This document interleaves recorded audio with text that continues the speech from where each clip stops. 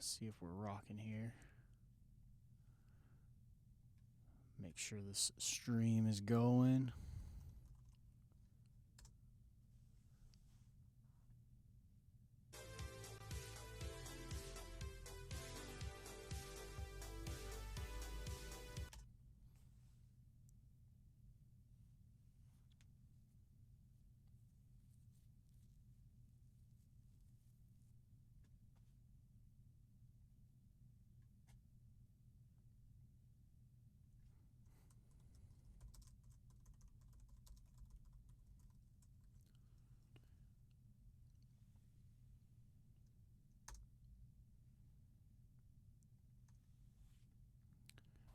Awesome.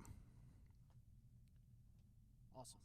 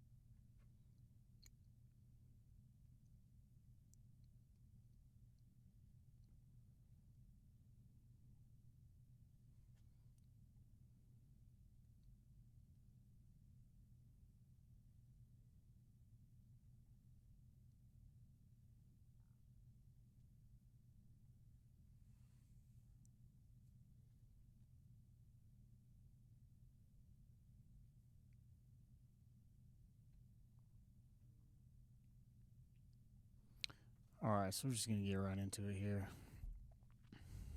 All right, Charlton over at Tonal Autonomy has sent me a couple of samples, a couple of his favorite samples.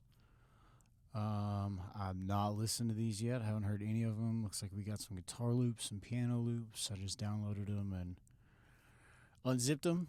And now we're going to check them out and see if anything inspires me here. See if we want to make a little something.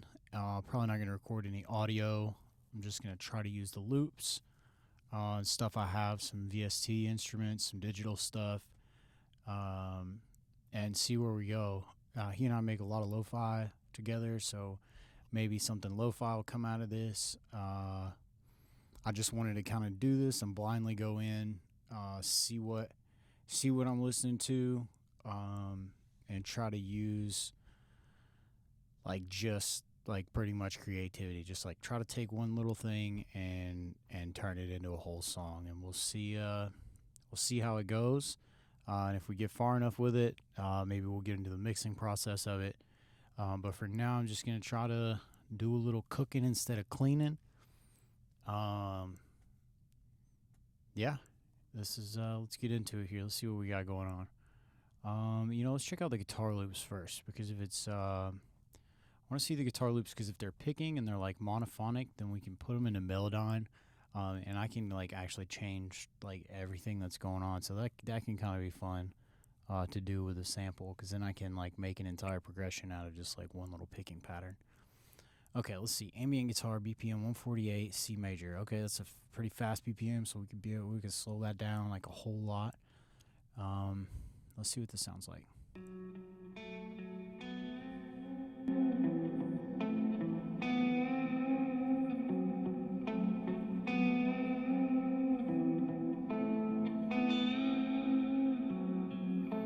Okay.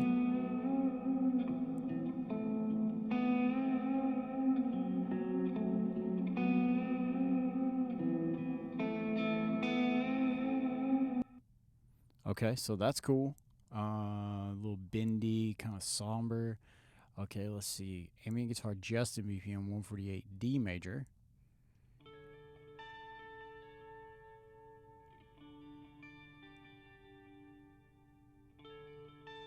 Cool, kind of inspiring.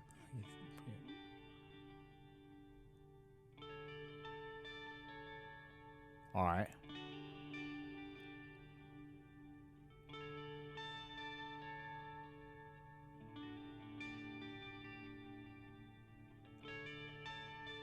Super reverby.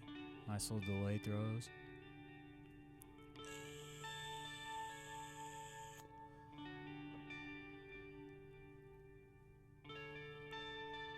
Okay, so I like this. This is cool. It's just a little 2-chord back and forth.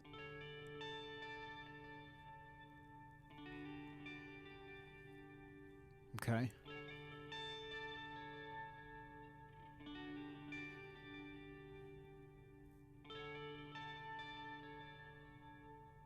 This is very long. This is like a whole loop here. Okay. That's cool. See what else we got. 148 G major.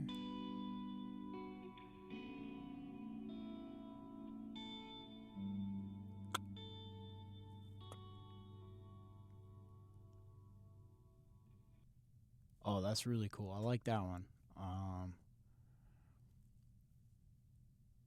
Yeah, that was a nice little sound there. And then it kind of drops down. So that's a good. I mean, we could use that as just a loop.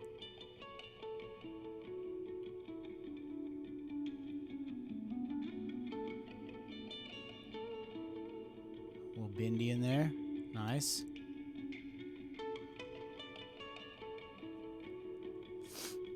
Cool, cool. Okay. E minor.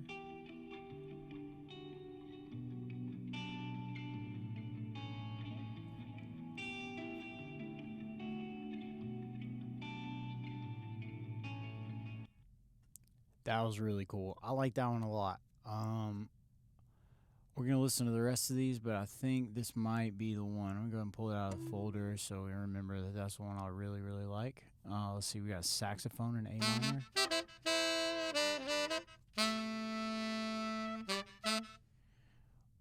Oh, okay. So we could probably use that with this is in E minor. That's in A minor. I mean, we can make something happen with that maybe. We could probably tune that down and slow it. Let's pull that out just as like, well, maybe we'll use that too as like a little cut in, not the main.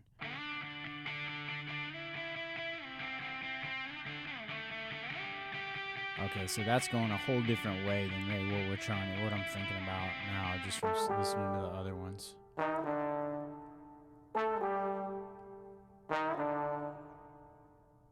Okay, so that's just like a little cut from that trombone. So maybe we'll use that too. Since it has the BPM and the key in it, it'll be really easy to like throw it in and like stretch it into the song maybe. So let's see if we got some piano loops too.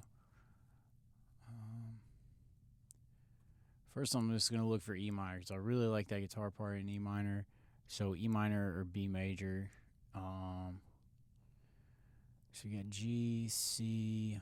Okay, we don't have anything in there, but let's see what else we got. C Lydian.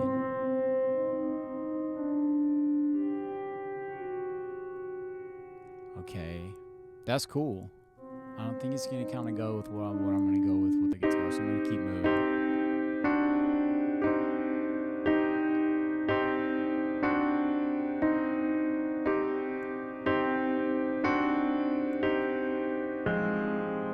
C major is easy because we can just tune this down.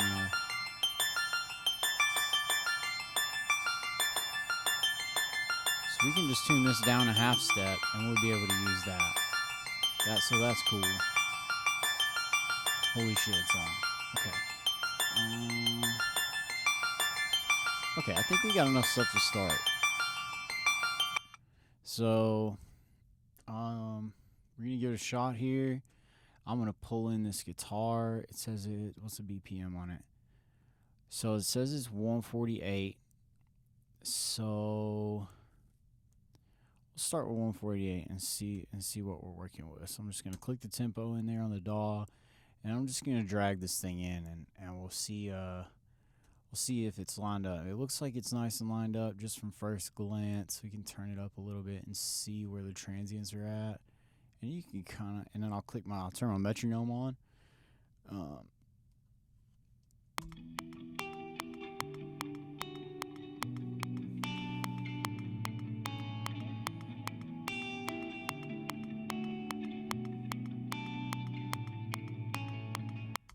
So that's super nice. It's already set. It's already set to be 8 bars long and 148, so that's like fucking beautiful. It's already perfectly carved out for me already, so I don't really have to do anything to that to start. This is cool. Good job, Charlton. Tonal Autonomy. These are in sample packs that he sent me. So we got something really nice to start off with here. And then let's see how I want to stretch this and kind of make it. So let's listen to it. Make sure the loop sounds good too. Make sure we don't have to do any like crossovers. So it looks a little bit loud here and a little bit quiet here, but it might go in because there's like some delay on it and stuff.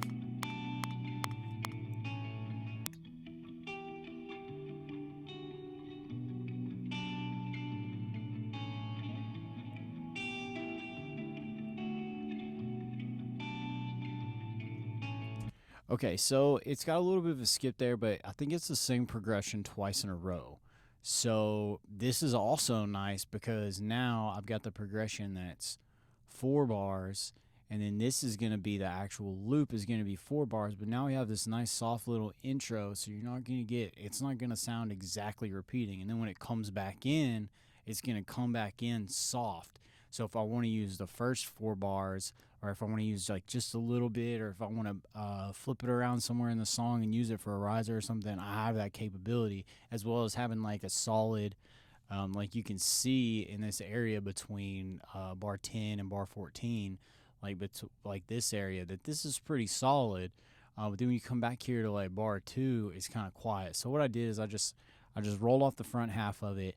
And I brought it back, and also you can see the numbers are odd now because I took out the first whole bar just to give myself some space in the front. I generally don't like to start a track. Like when I do the loop, I'll probably start the loop 1/4 bar before it, just so it has some space before it starts the song. But yeah, so going in here, I rolled it off. I pulled it back to 4 bars. So this will be our loop. So then we can kind of like see what it's going to feel like once we get it started. And yeah, we'll see what it feels like once it gets started. And someone just told me to turn my mic up, so I'm going to do that so you guys can hear me. Yep. Okay.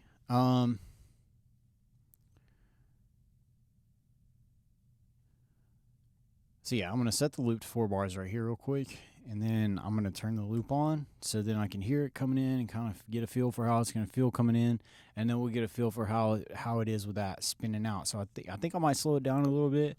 It's at 148. I definitely want to change something about it, even though I love the key E minor. It's nice to work in, especially if I was playing like a live instrument, like a guitar, because then I got the B major scale and I've got like the box scale, so I can use like open like pentatonic scales at the front of the fretboard, or I can go like all the way up to 12. It's pretty familiar with me, so yeah, let's see what this sounds like real quick.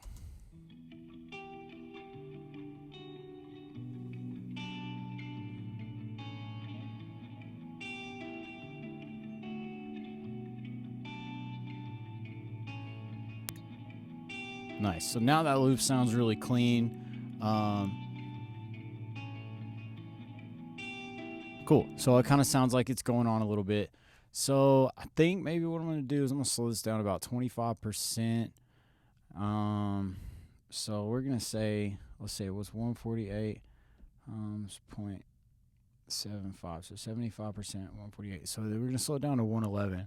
So I'm going to do this, 111. Boom, and then I'm going to take both of these and I'm going to slow them down. I'm going to speed it up at 0.75. Boom, and then it should line back up. And let's see what this sounds like. So, I just did the math on a calculator, because in Studio One, when you right click, it's a decimal that you speed up or slow down.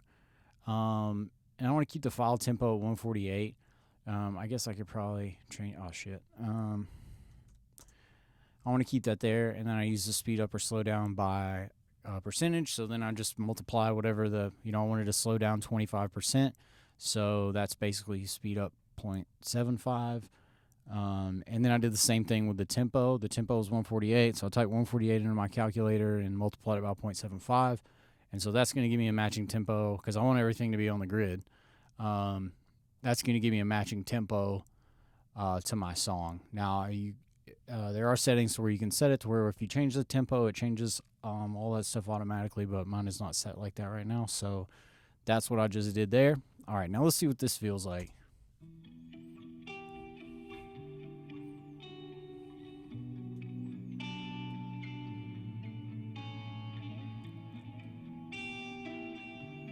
Nice.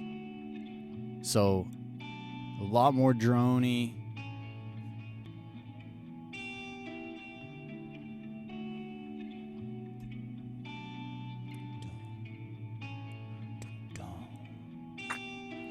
Okay, so that's cool. I like that. So let's I'm just gonna run this out like 4 bars. I don't think I'm gonna change the key on this. I think I'm just gonna slow the tempo, and that should be cool for me. I was bringing it out 4 bars. For some reason, it didn't duplicate right on the bar. Okay, maybe my math is bad. Let's see. Make sure all this shit is lined up here. Okay, I'm just gonna recut this again and run that loop out because it should. Okay, boom, there we go. Now it's right on the right bar. So we got the intro is like 2 bars, and then we're gonna do 1, 2, 3, 4, and this is where I'm gonna start working. I'm gonna let that guitar run out by itself. Maybe I'll put an ambient pad or something in the beginning, or maybe a little vocal sample or something. But for right now, we're gonna do that. Okay. Now, I got this other stuff over here. We're going to, let's see. What was the other one that I liked? Was it the trombone or the sax? I like both of them, but let's see. You know what? Let's bring this arpeggiator in. And let's see what this sequence sounds like here. I know it's really loud and kind of squelchy. Okay, so this one is a little bit longer. So instead of being 8 bars, it's like 16, it's 20 and a half bars or something. This is also at 120. So trying to get to 111 from 120. So we can do some math or we can just freestyle it. So we got all these bars lined up here. So this is how I would find, I'm going to go ahead and do it this way because this is how I would find the BPM of something if it weren't already labeled. Like, you can't really do the math if you don't know what the BPM is. So this is how I would stretch something if I didn't know what it was. So I'm going to turn the click on. We're going to pretend that I didn't see that 120, and we're going to do it this way just for shits and giggles.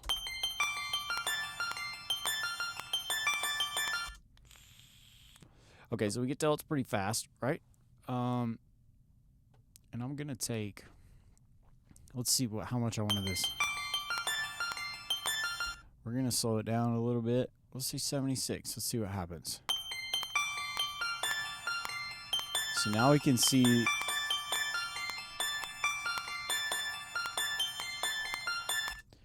with this one, really, there isn't like a start and an end. You can kind of go crazy with it. So I'm going to slow this thing way, way, way, way down because I think those little twinkles are kind of nice. So let's see.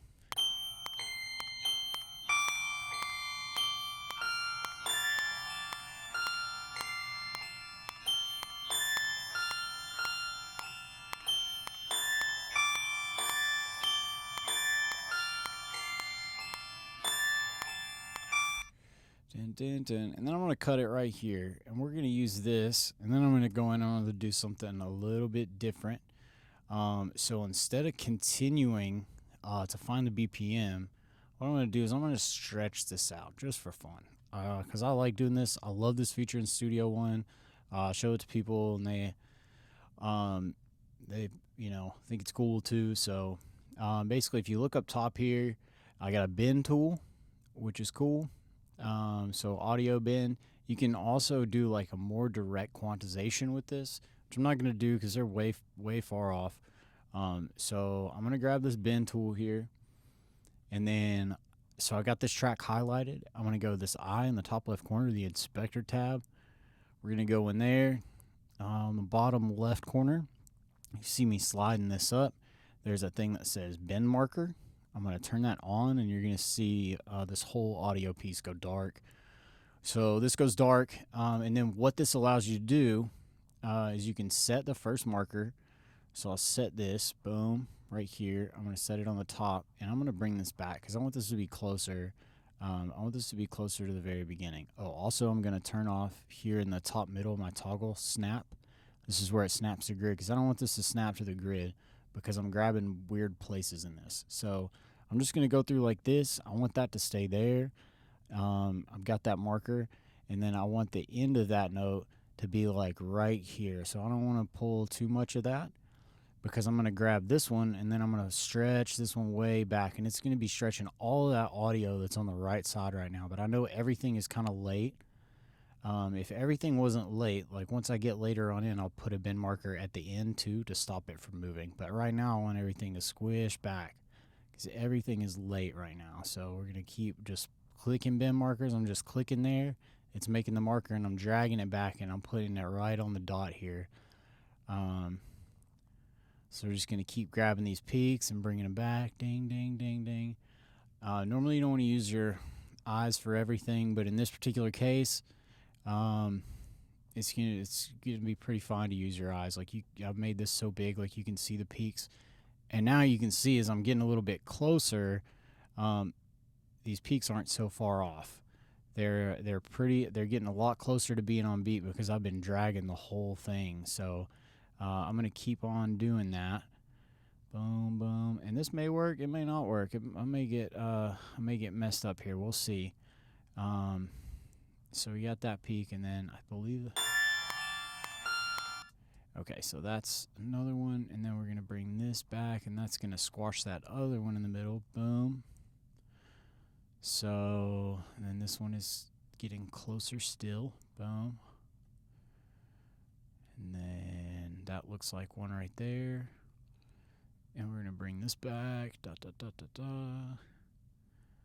This is not the best way to do things, but this is going to augment that sample so much that it's not like I slowed it down so much, and it's not going to even sound like you would have no idea where this came from. The other one, you might, if you had heard it before, you might be able to guess that, oh, this is just a sample slowed down.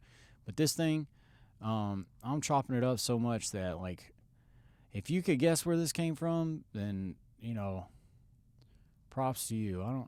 I wouldn't know. I probably won't even know once I finish it. Once, like, 3 weeks from now, I'll be like, where did I get that thing from? Yeah, so we're just going to go through here. This is kind of tedious. Boom, boom, boom. And look, this one, the peak of this one is almost lined completely up. So now, right now, I'm starting to think, like, what does this actually sound like? Then I'm going to bring this in. What does this sound actually sound like, and how do I want to make it sound with this guitar? And I'm going to continue to pretend that this isn't labeled with the key, so I can kind of go into how I would do something that isn't labeled with a key. Because a lot of times you get a sample or you pull something from something you heard, and you don't know what the key is. Like, you don't know the BPM or the key or anything like that. And so I wouldn't necessarily go through and do bend markers like this. I would continue to try to find the key. I would tap out the tempo and try to figure that out. And then I also have plugins that'll show me what the key is, but we're not going to do that because that's not as much fun as what we're doing right now. I'm going to stretch this bad boy out, and that's the last one. And then I'm going to grab my other tool. I'm going to pull this back out. And then, as you can see, we got this other note kind of starting to peek in here, so this loop might not sound great. But we're going to fix it if it doesn't, because I want that sound in there now. And I'm also going to change that sound as well. But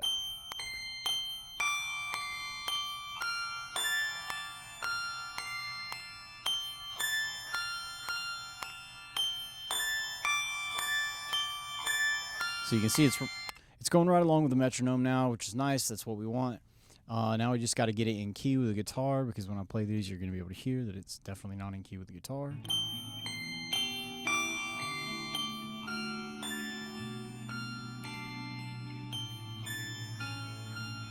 So we're just gonna, I'm gonna right click on here and then I'm gonna transpose it. And I want it to be a little bit lower because it's kind of squeaky and squelchy and loud and kind of like uncomfortable, and I don't want it to stand out too much. So I'm just gonna let this loop spin, and I'm just gonna drop it a quarter or a semitone at a time, a half step at a time, because I want it to be lower. That'll kind of pull out some of that squelchy high frequency, and then we'll get to making it sound good.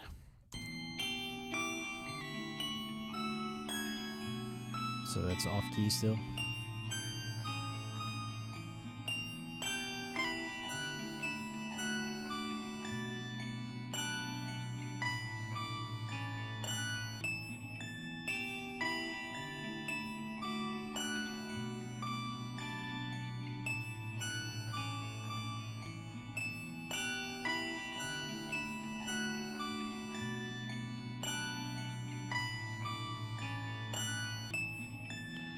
Okay, so that's nice, 3 semitones down. So now we're gonna try to mess it up a little bit. First off, it's super loud. It's super loud compared to the guitar, which is like the main part, probably because of all the high frequencies. And we're actually I'm gonna bring up the volume on this whole thing a little bit. I think I can bring it up some without making it clip or without making it too crazy. So we're gonna do that, and then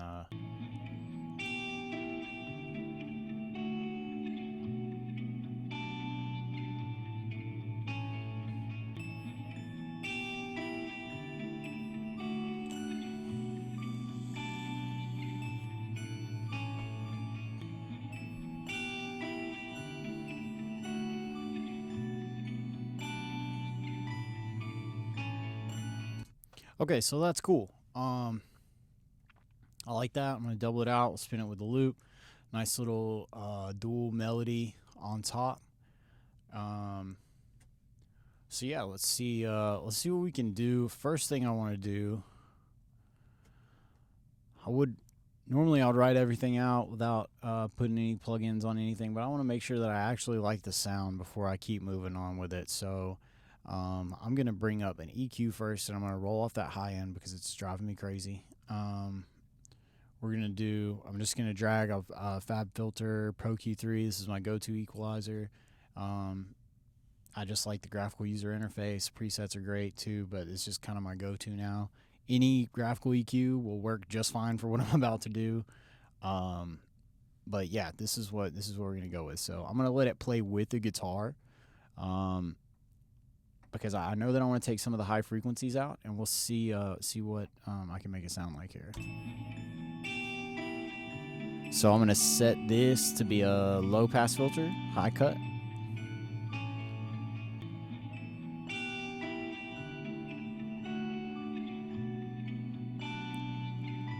And if you can see, it should be in like my bottom left hand corner. You should be able to see this graphic EQ. You see it's kind of rolled off here.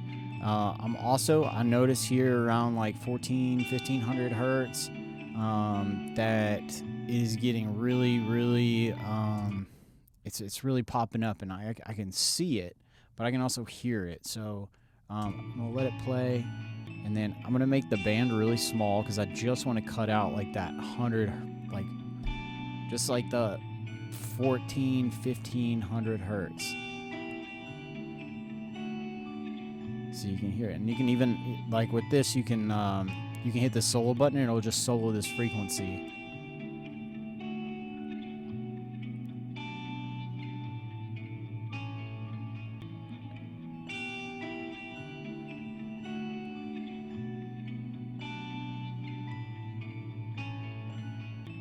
So the frequency I was hearing was actually around 1100 hertz instead of 14 to 15, which is what it looked like. That's why I soloed that and used my ears to sweep it, as opposed to just using my eyes and doing what it was like telling me to do. Because the 14 and 15 is actually kind of sweet. Like you actually kind of hear that, and it's kind of nice. So I kind of want to let that ring through. So, yeah, we're gonna keep going with this because I do like the way this sounds. And we'll see what we'll put on here next. Maybe some little frilly things. Let's see. I know I pulled like a horn. So let's see what I think we got like a saxophone and a trombone over here. So I'm going to get out of my mix window, close this plugin. And we'll see what this saxophone is doing. This song sounds like it could use some sax.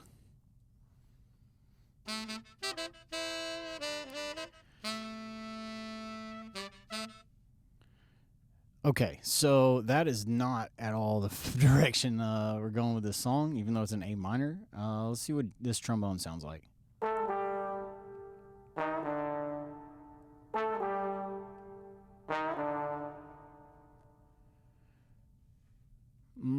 Okay, so I don't know if either one of those are going to go.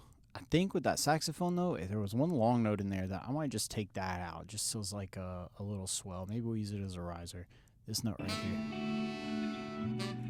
Okay, so I'm just going to cut that one note out because that's what I want. Boom. I want this one note from the saxophone. And then I'm going to line it up to where it's kind of on the grid. We're going to pull this back. And boom. Put it on the grid there. And I'm going to pull this back.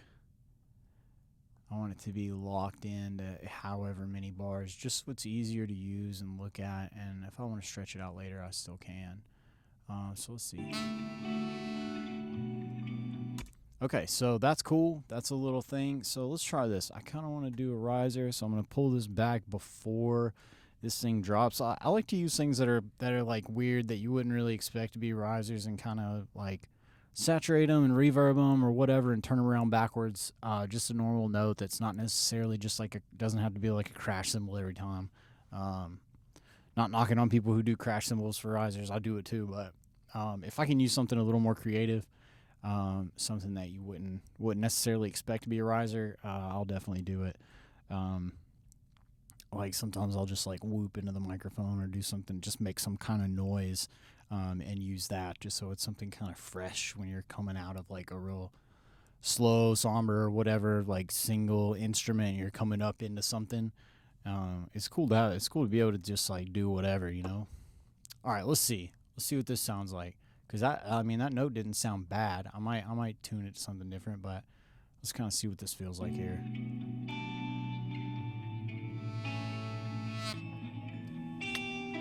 So cool. I like that. That's going to be cool when we have a little drum drop. So now that makes me feel comfortable bringing in. We'll go ahead and start doing a little percussion and see if we can't make this thing swing a little bit. I'll know when I see this. So I'm going to title this Sax Riser. So I'll know what I'm dealing with when I get later on. Let's see. This is the main guitar, so I'm going to title that, and then I'm going to title this ARP sequence, because that's what it is. It's an arpeggiated sequence. So I know what stuff is when I go back and like really get into mixing. With this, I have a plan on really this little sax piece we took here. I'm probably going to really like do a super long reverb on it, maybe some like delay that stretches out through the next phrase, so you're really like kind of when you're going from a single instrument and it drops, it kind of like fades you out into it gently, so it's not super abrupt right in your face and doesn't feel unnatural, like the music isn't actually moving. I usually do that with risers. I'll give them something really long and that trails out. That way it kind of like meshes those two things together. Either that, or if it's coming in, a lot of times if it's coming into something like funky, I'll stop it like abruptly. I'll stop the riser abruptly, like a bar or like a quarter of a bar before the thing, so there's that little air gap, and then it makes the drop super hard. So it just really depends on like if I'm trying to flow you into the next section or if I'm trying to like drop your ass in there. If I'm trying to drop your ass in there, I'm gonna make that riser hit a wall and then boom. And sometimes I'll even automate the BPM after a riser. I actually saw a producer talking about this a couple years ago, and man, that stuff is cool. Even if you automate it, like slow it down like 3 BPM or something, where you can't even hear it, like you can feel it. You can feel that drop hit a little bit harder. But we don't want this to be a hard drop. We want this to be smooth and kind of sexy. It's got that little saxophone riser in there. So let's see what we're talking about with some drums here. So I got a couple kits. that I like to use for the softer stuff. We're going to be, let's go over to instruments here. Build all my kits in Impact just because it's like PreSonus default. It's easy. You can pretty much, if I need to do any like extreme things with the sound, I can pull out the sample and put it back on the pad. But usually, like, this allows you to do pitch. It allows you to filter it. You can amplify it if it's too quiet. I probably would never pan anything in here, but I guess you could if you wanted to. So yeah, let's see. We got a little drop down here. I don't even know if you guys can see this or not. Can you see this plug-in? No, you can't. Let me bring it over here. Okay. So we've got this, and we're going to do, let's see. Oh, that's an old one.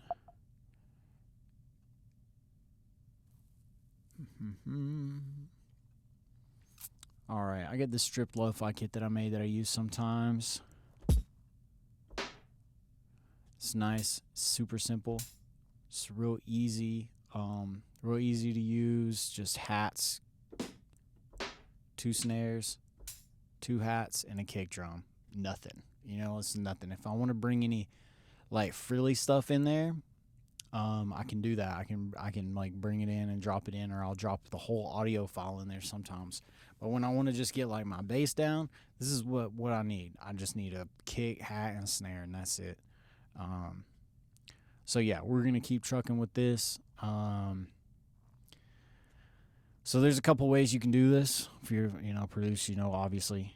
So I can record with my MIDI keyboard, or I can go in and I can actually program it.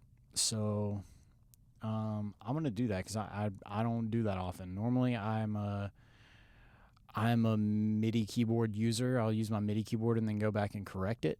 But we're gonna draw it in today just for fun. So give it a little kick. I'll just put a kick. Let's see what snare do we want to use. Let's use the lower one. So I'm just gonna go ahead and go through here and put all these snares on the 3. Because I know I'm gonna want snares on all my 3s. Maybe I'll delete some. Maybe I'll shuffle them around. But general rule of thumb, I put snares on 3s like everybody else. Sorry, I'm not special. Okay. Then we're going to duplicate those out. Now I've got snares on 3s. And now I'm going to do... So I went ahead and set my quantization in my grid to 16 triplets. Because I can already tell that I'm going to want to do some like really swingy...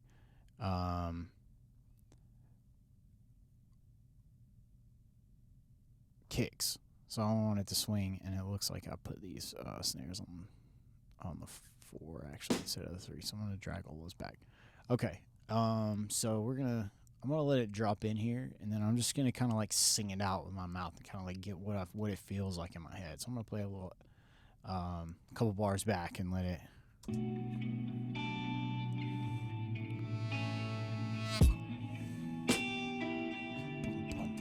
So we're gonna do a little bump bump.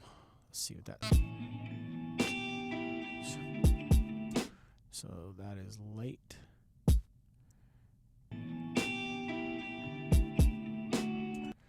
So I don't like that either.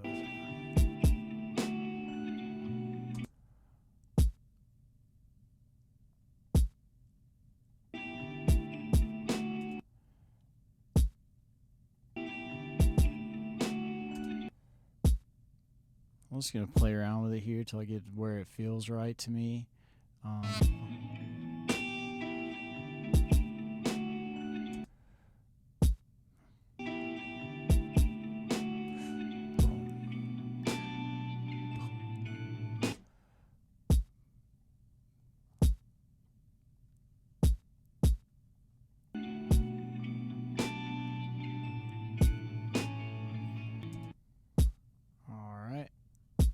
Just moving along here, making it kind of simple. I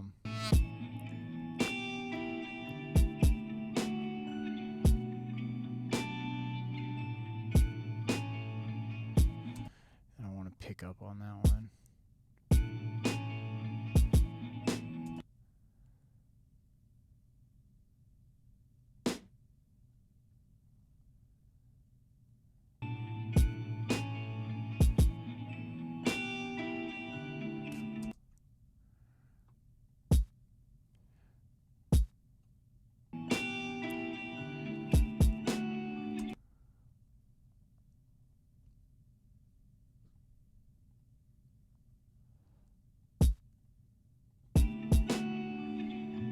Alright, so get that little meat there. So, alright, let's see what this sounds like so far.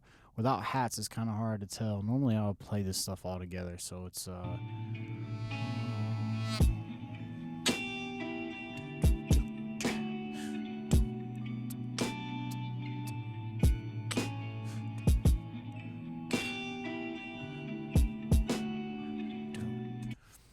and so the sound's kind of wonky right now without hats, but I think when we put hats in there, it's gonna give it a cool little swing, having these kick drums on this weird offbeats. I don't like to follow the same like patterns. Like, yeah, I put my snares on threes, but I'm gonna try to do something a little bit different with a kick drum. That's like I don't know, it gives it a little bit of swag, because we got a lot of really like straight notes with arpeggiated sequence and with the guitar. So my head, like if the kick drum like lags a little bit, it's gonna give it some kind of something interesting.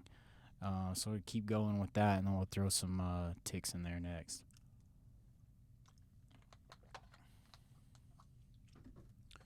You ain't gotta be scared. You can just come on in. Look at my girl trying to sneak in the studio here. She's like peeking around the corner. Come say hi to everyone. I don't even know if there's anyone in here, to be honest. I haven't even been looking at the stream. I'm just talking to myself in here.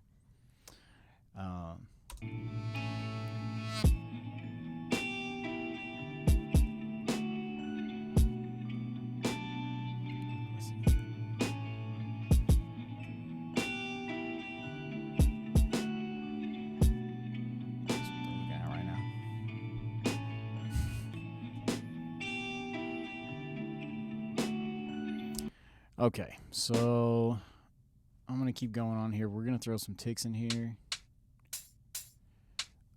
I like this guy a little bit better. So I'm just going to run out quarter notes. And I'm going to leave them off of the snare for right now. And see what that sounds like. I may go back and put them on the snare, but I don't know. Kind of want that snare to stick out because it's kind of low right now. So let's see what this transition sounds like.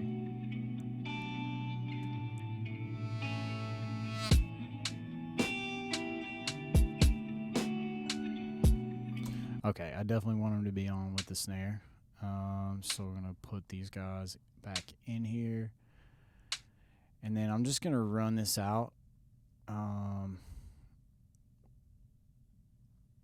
All the way, and then we're gonna switch up some velocity, and we're gonna switch up some rhythm in them as well. So right now what I'm gonna do is I'm just gonna draw a velocity line like a crazy person. So I'm gonna grab this pencil tool up here, paint it. We're gonna just paint the velocity, and we're just gonna make it all crazy wavy so it looks like somebody who can't play drums like me is playing the hi-hats. And then it's gonna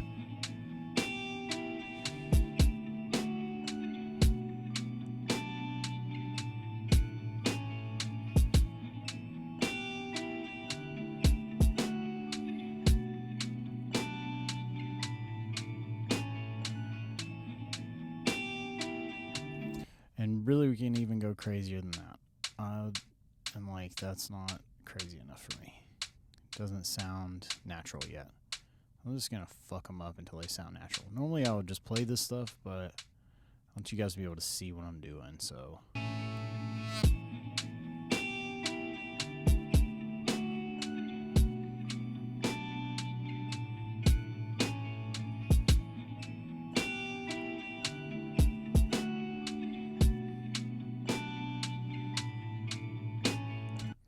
Okay, cool. So that sounds fine. I'm gonna put 2 more kick drums in there, and then I'm gonna double that kick pattern, and then we will be through with this 8 bars, at least for right now. Let's see what it sounds like from the top. See what kind of feel we got going on here.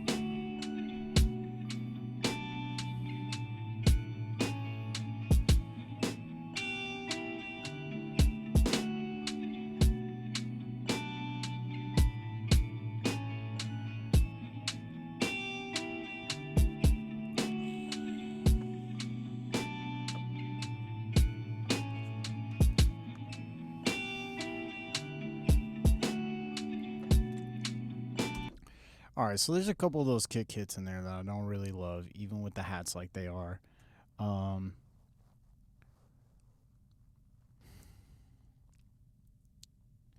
So there's a couple of things I could do. I could redo the hats to kind of make them fit that kick, or I could redo the kick drums and leave the hats kind of like they are. So I think I'm just going to pull the kicks. You're going to make it a little more of a gridded drum sound, I suppose. It's hard for me to actually do the hats and make them sound really natural without playing them. So, because normally I would just play hats and leave them unquantized, and then I can kind of like make whatever velocity that I want to make with them work within the song, and then I just don't quantize them. So in this case, since I'm working on a grid, I like to give myself little challenges like this. So basically, this whole song is mostly stuff that I don't do.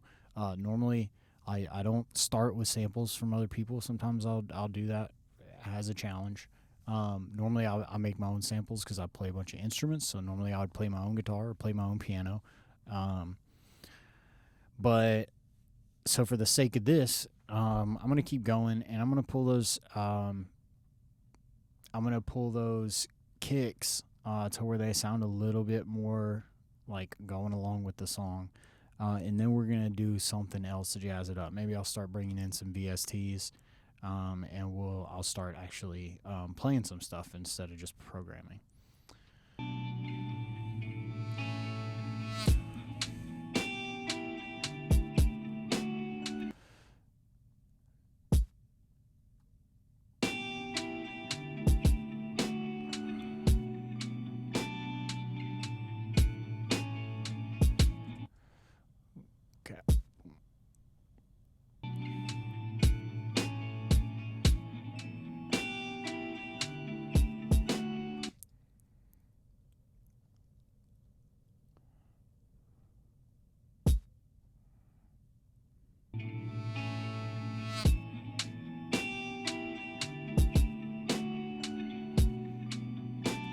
So where I did that really fast kick there, that dum, I'm gonna lower the first kick really, really low, like half the velocity, so it sounds like you're kind of like doing it.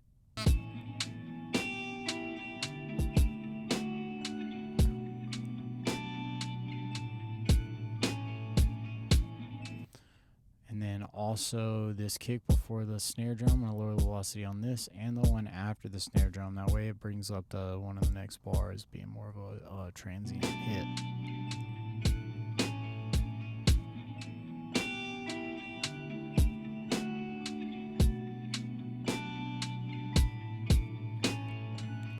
Then boom, boom, yeah. So I'm going to do this too.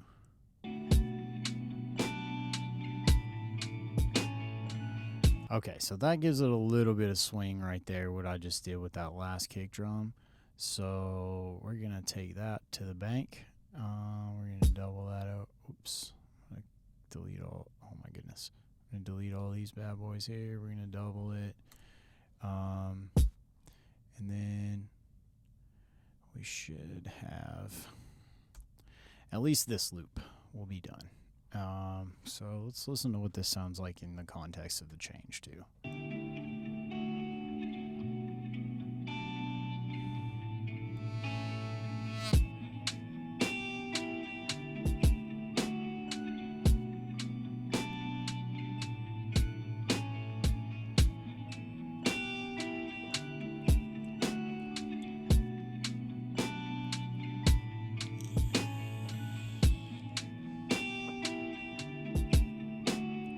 Okay, so that gave it a little swag there.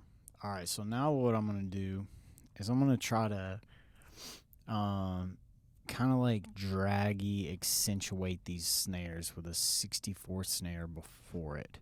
So I'm going to do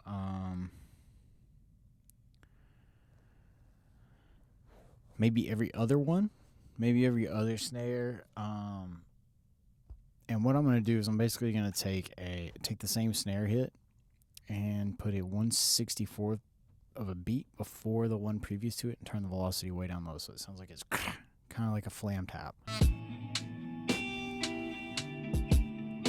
So with that second one right there, so I'm just going to take this and I'm going to duplicate it, and then I'm going to turn this way down, so it's going to sound like that. I'm going to turn it down even more because we want it to be really low.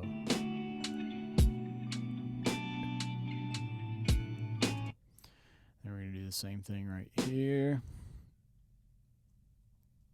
This is a super slow way to do all this stuff. I was trying to do it to where, you know, if you're watching this and paying attention, that you could kind of follow along if you want to. Like all of this stuff is pretty easy. You don't really have to have, you know, anything special to be able to do what I'm doing right now. It's just, I mean, I'm sure you could do this. I mean, the DAW costs money, but pretty much everything that I'm using right now has been free. So yeah, you can do all this stuff pretty easily. You don't even have to have a MIDI keyboard to do anything that I've done so far. So programming everything out. All right, let's hear what that sounds like.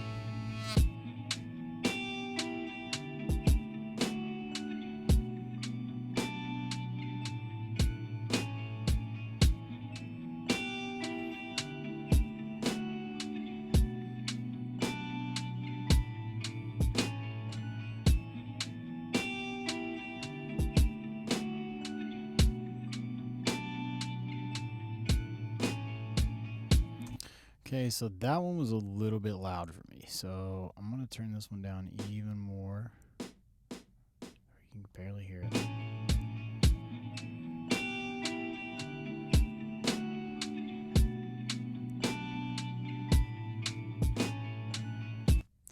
Okay, cool. So now we're going to do some kind of bass. So I kind of hear either like a realistic string bass or something like really like sine wavy and analog. So I'm gonna bring up Analog Labs from Arturia. This is like the light version. I think it came free with my MIDI controller that I use portably. So we're gonna try to play with that. I'm gonna turn down my sampling a little bit. So I can play on time. And we're just gonna dig through their presets and see if anything it seems like a good starting point. And I think we're still in E minor, so yeah, it should be pretty easy to figure out a little bass part. Let's see, Jupiter bass. Love the Jupiter keyboard. Okay, that's a hard bass. That's not really what we want.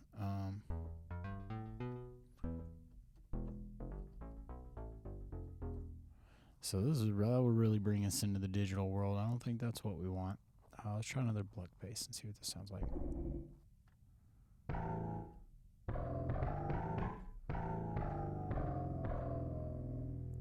I mean, that sounds kind of cool to me. It's so dirty. Let's see.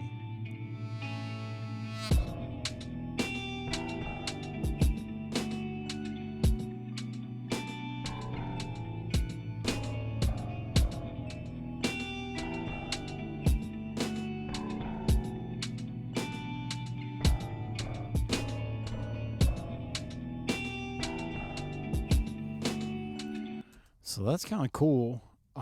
It's a little tinny for me. I don't want to have to deal with that in mixing, so we're gonna keep going through these. I don't want to gaw bass. 3 up.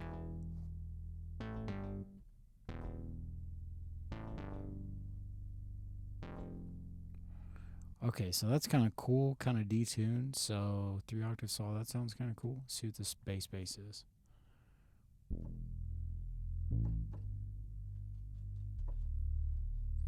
Okay, that's kind of what I want. This is a little simple, chill sub bass. So we'll try that. We'll run back to the beginning of this, turn on my metronome. I'm gonna give myself a 4-bar count in, and then I'm just gonna roll with it.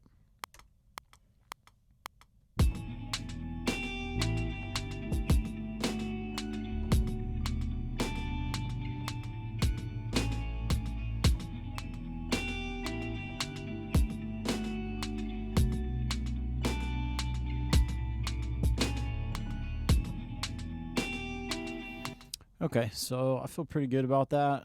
I definitely made some mistakes, but this is what I normally do, is I'll just make the mistakes, and I'll go back in and I'll fix whatever they are. So I'm going to turn this up really loud because I can't really hear the bass super well. So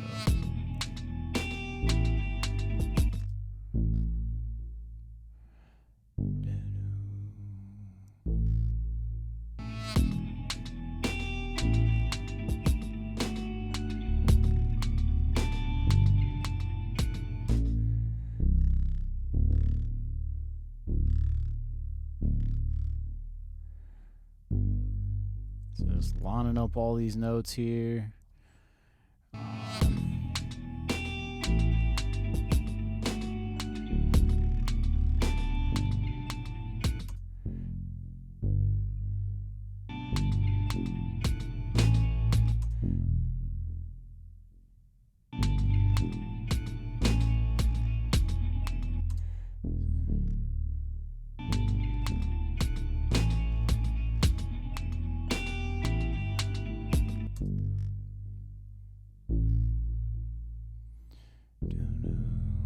It's doing a weird portamento thing when the notes cross over, so I'm just like trying to spread them out. I'll turn that up real loud. It's on the downbeat.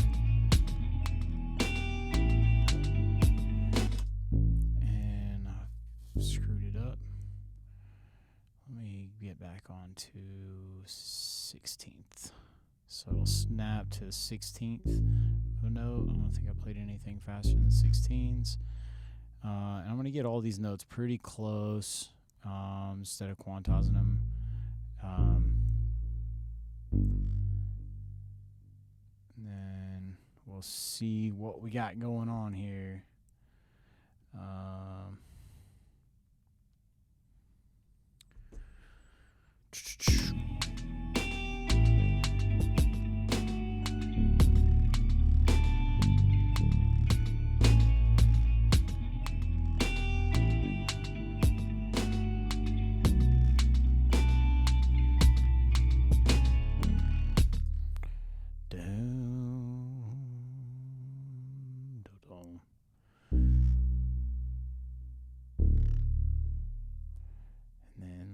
Not on the grid, so we're gonna pull it back and see if that's cool.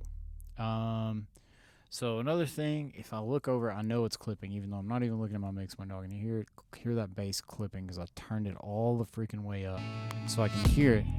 You can see it right here, clipping into the red, clipping. So that's not what we want. I'm gonna turn this back. And I can see right now that all my drum stuff is going crazy. So I'm going to label my drums first. Kick, snare, and hat. And then I'm going to turn all these drums down. So first I'm going to highlight all of them. And then I'm going to right click. I'm going to add bus for selected channels. And I'm going to do a drum bus. Drum bus. Boom. So now all these are routed through here. So when I mix drums, I like to mix them like from the whole kit, and then if I need to fix particular instruments, I will fix particular instruments. Like if I need to EQ stuff, blah blah blah, I try to treat it like an entire instrument.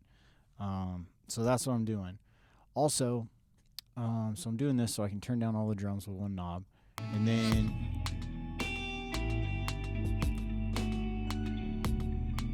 so that bass is already hitting at like -6 on like the big notes.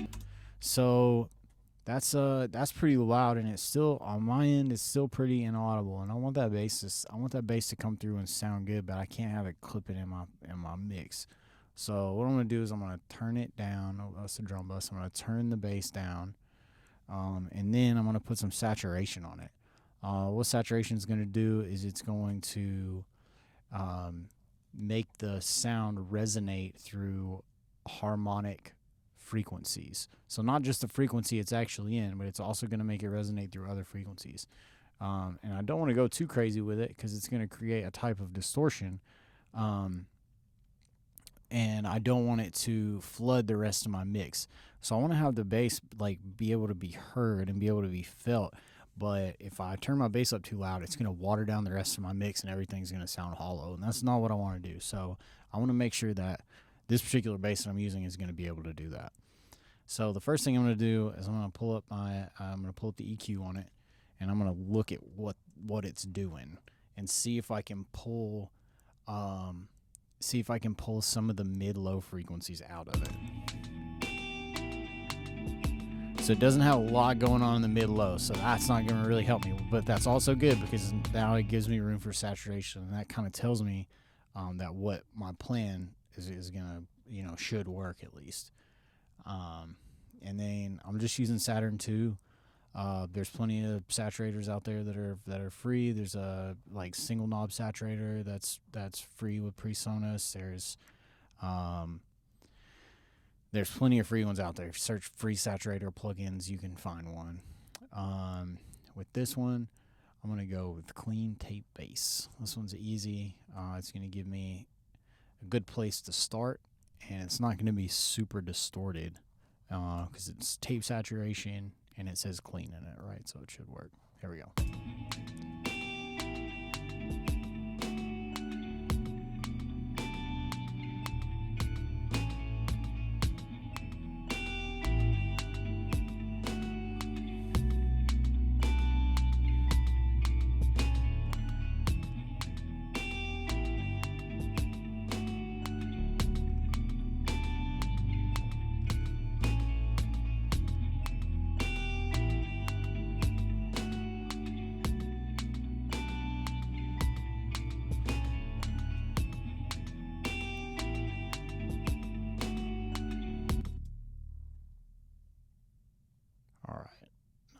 So that worked like a charm. Now you can hear the bass frequency a lot better. So, all right, now we can go on to kind of making maybe some cool stuff. I want some noises and sounds and something that can kind of make you feel like you're in it, as opposed to just this really gridded out bar feeling that we've got right now. We want something, we want to put a little sizzle in this thing, so, because right now it's not sizzling. First I'm going to listen to the whole thing again without the metronome and just kind of see if it sparks any ideas.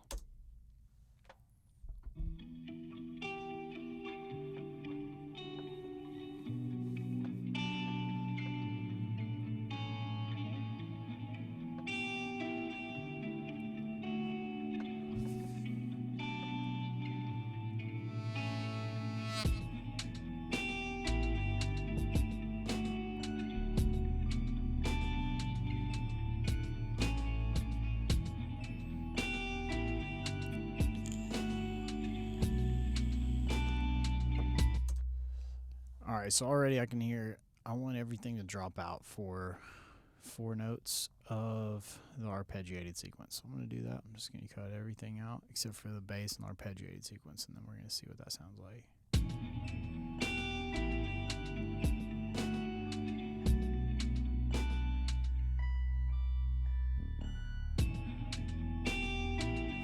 And then I'm going to bring my riser back in to put that in the middle to fill up a little bit of space because it kind of sounds super extra empty.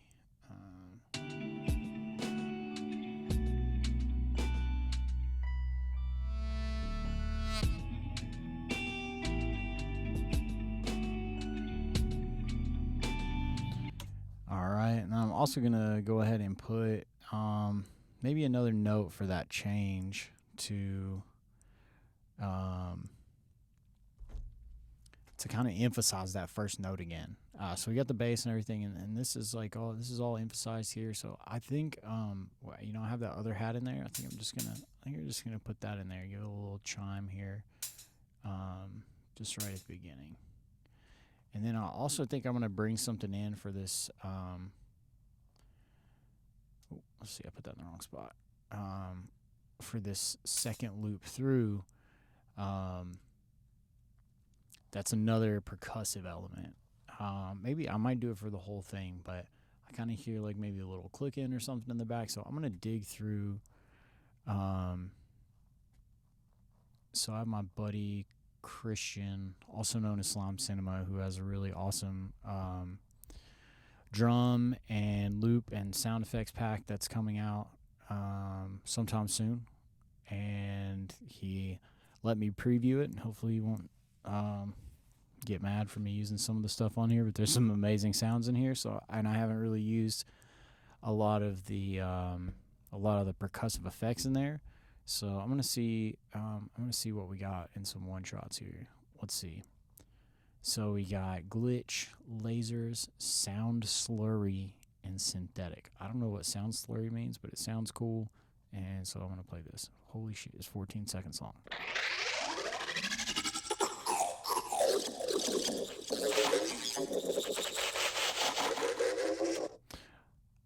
That's super cool, but not what I'm looking for. All right, let's see what else we got here. Synthetic. There's a ton in here. Let's see what stutter is.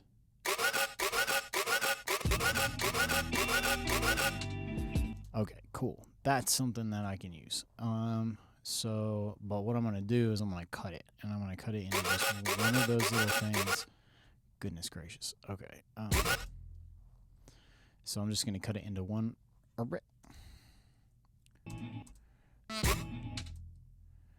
And I'm going to put it on the 2.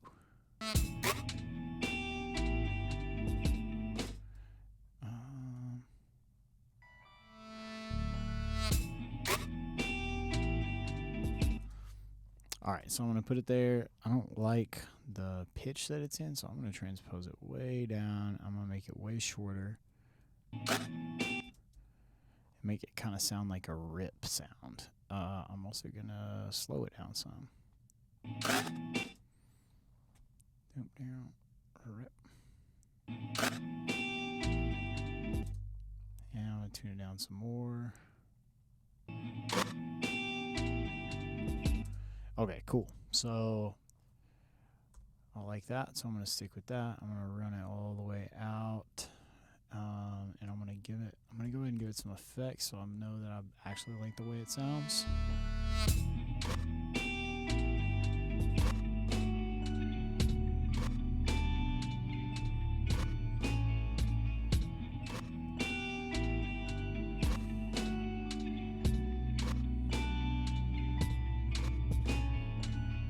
Okay, so that's cool. Kind of like how you would use like an open hat or something. I just put that in there. 'Cause why not? Why not? It's a little more original than just using a basic open hat, and it sounds kind of cool. And plus, if I put some delay on that thing, I think it'll sound awesome.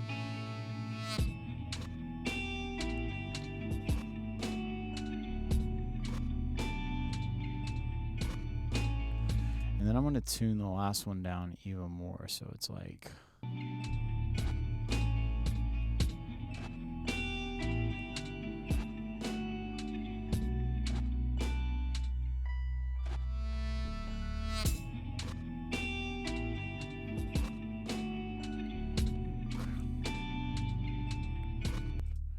So I'm going to tune that fourth one down.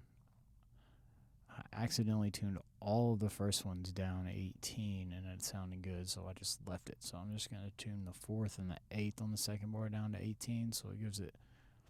You're probably not going to be able to hear or tell, but you should be able to like feel that change in the movement in it.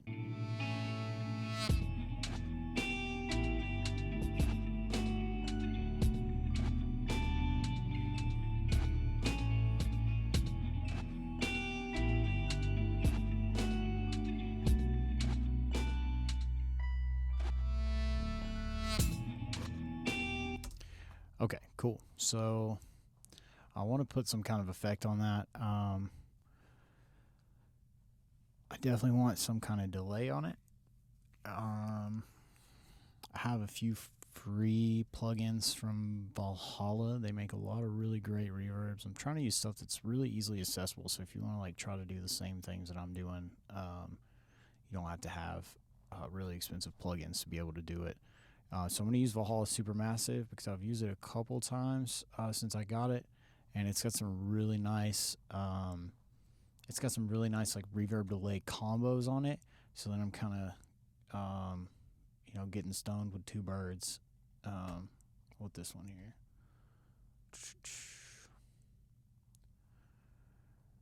So we got large C-beams. That sounds cool. We'll try this.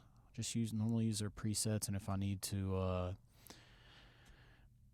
do anything like specific, like if I want to do the like specific feedback time, I can calculate it, but I don't think I'm gonna need to do anything too crazy because I'm not gonna wet it up too bad, and it's not that loud in the mix. So we'll see. I'm gonna solo it and make sure it's not going crazy and messing up my mix in the future, because if it's feeding back longer than the next one hits, then it can end up muddying my mix. So I'm gonna have to turn that back. Okay, so right now it's not even close.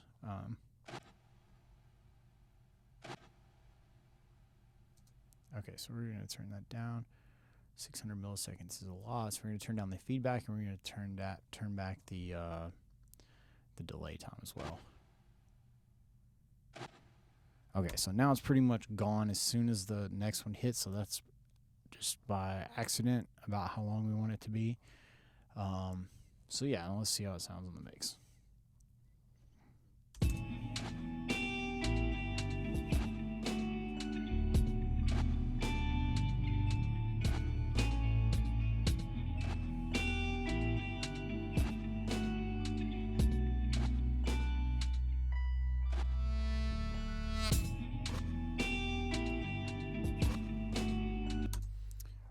Alright, so that's cool. I like that. And now that I've got that reverb already pulled in here, I can go ahead and try it out on my saxophone riser.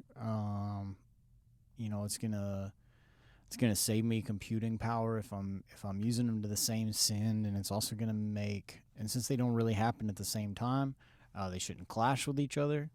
But even if they did clash with each other, it's not a huge deal as long as it's not super wet with reverb. So yeah, let's see what this sounds like here. Okay, so I can already tell that's not the reverb / delay sound that I want on my saxophone. Worth a shot, but I am going to try it on this arpeggiator sequence too while I'm at it, and see what happens.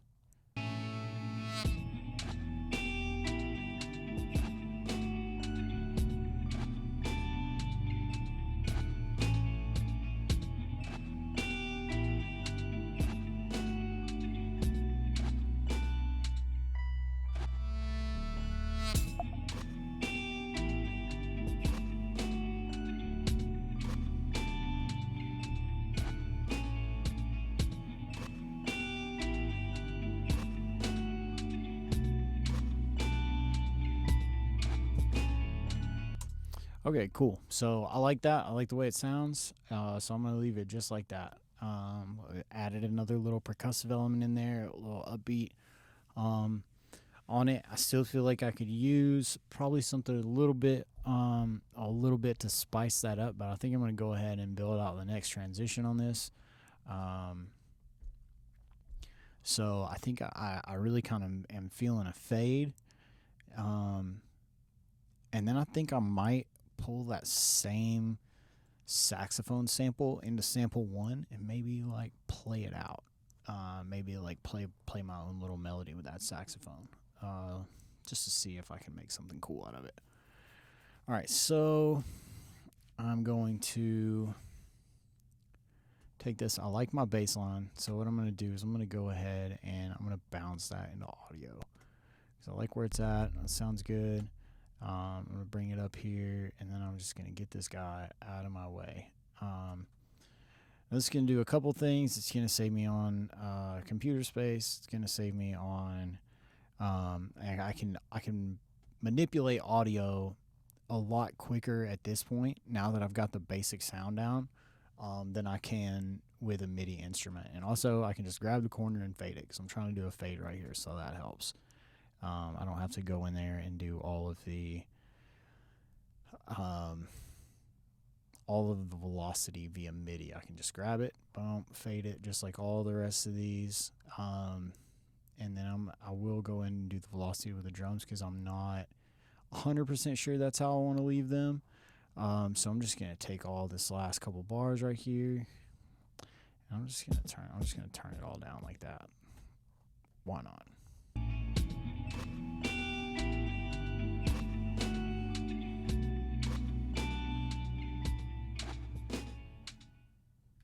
All right, I'm gonna take out that last tick there, and boom. Okay. Now let's see if I can pull this saxophone into sample 1. So I'm gonna duplicate the same thing. I'm gonna reverse it back around. I'm gonna bring in, so there's tons of samplers out there. I just use the stock one. It does the same stuff as pretty much any other sampler. I'm gonna bring it up over here, and I'm just gonna drag this audio sample right here. And then I have no idea what key this is. So what I'm going to do is I'm going to go to my effects. I'm going to bring up a tuner, because I want, when I play the C on the sampler, I want it to be playing the C, because I'm going to be playing an E minor just like the rest of the song. So I don't want to have to like guesswork or transcribe in my head the entire time trying to figure out the next melody for the song. So yeah, I'm going to drag that tuner, boom, onto the wrong place. Let me drag it onto the right place. All right, so we got this tuner. So boom, this says it's A. So I know that C is 1, 2, 3 semitones away from A. So I'm going to transpose it 3 semitones. So now when I hit it, it says C. So it sounds kind of hokey down there. Sounds like a whole different instrument up there. Maybe that's where we're...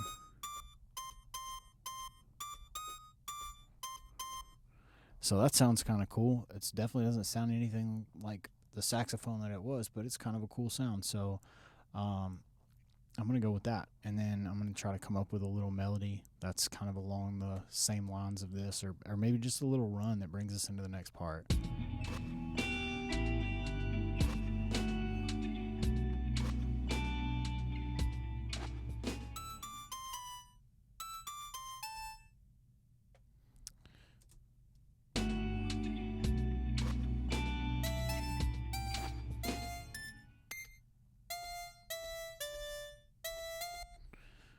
Okay, this is not what we want. This is starting to sound terrible. Let's try.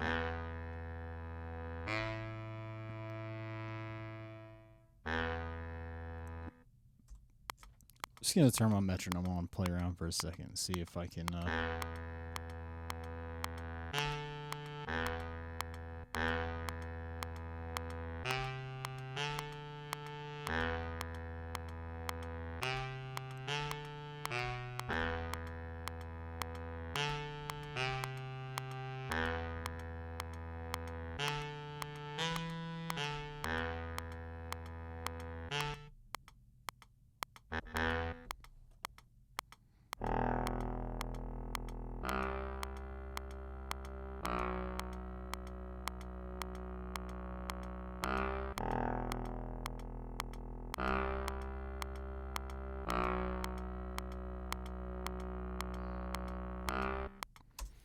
Alright, so that's weird sound, but I want to try to make it work. Here we go.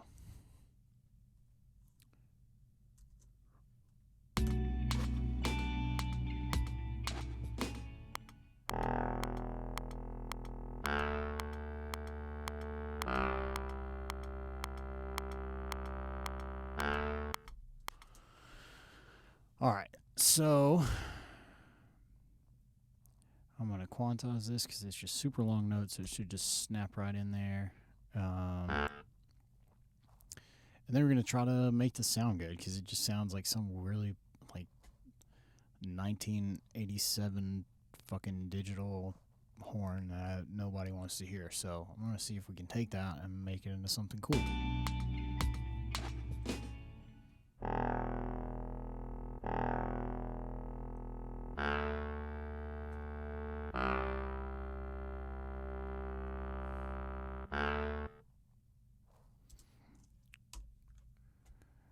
Okay, so the first thing that I want to do, much like fixing the other bass, is saturate it. But this time, I'm gonna go ape shit with a saturator. I'm gonna like really saturate this thing in a some kind of crazy way. We're gonna use one of these crazy presets that Saturn has, and see if I can just make it go nuts. So I'm just going to scroll through some of these and see if we can find a cool sound out of it, or at least the start of a cool sound.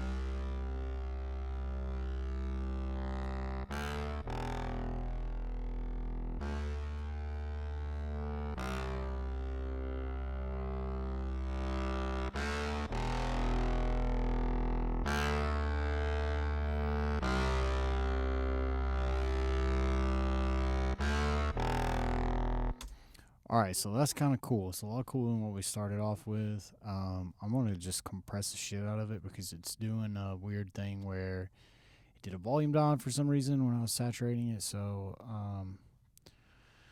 I'm going to bring in, I have a LA2A from Universal Audio. It's just going to give it some color. It's going to add a little bit more saturation to it, and it's going to limit it so it's like kind of a better level. So this is super simple plug-in.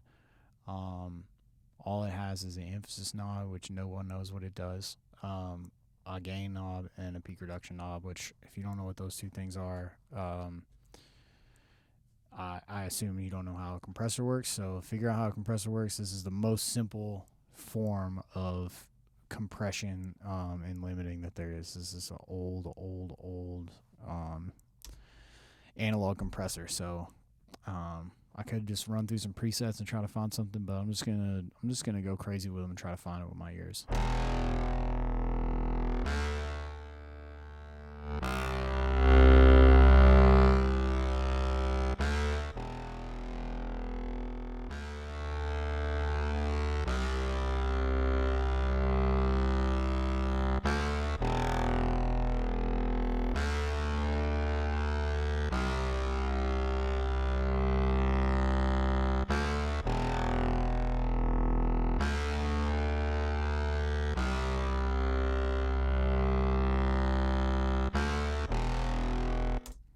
Alright, so we're coming from something chill into something really heavy. So, well, why not? You know, the whole song doesn't have to be chill. I'm just kind of doing whatever I want. This isn't for any particular artist or for any particular project, so I can just kind of go whatever direction that I feel like going with it, and just let it continue on down its natural path. And if they transition well, I don't think that's going to be an issue with the transition because I faded everything out. So it's basically like I'm starting a new song right here. I'm just keeping it in the same key.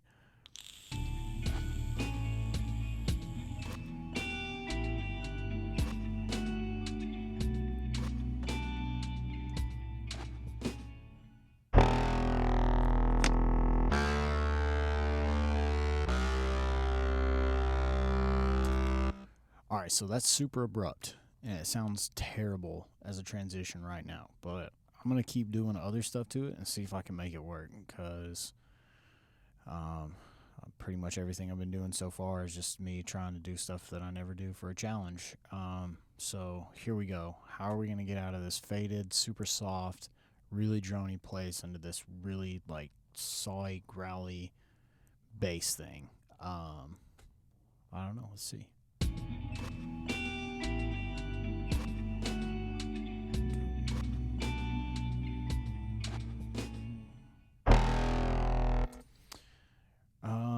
Okay, so I think what I'm gonna do is I'm gonna cut 4 bars out of this, and I'm gonna double them. That was not 4, that was 3. I'm gonna double time these things, and I'm just gonna speed it up. I'm just gonna make this as crazy as I possibly can. Speed up 26. We're gonna speed up 5.52.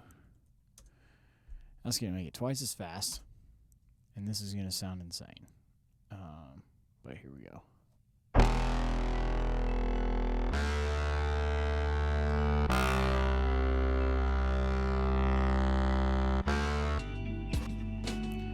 But now it kind of makes it sound like, starting to make it sound like it kind of goes with it a little bit.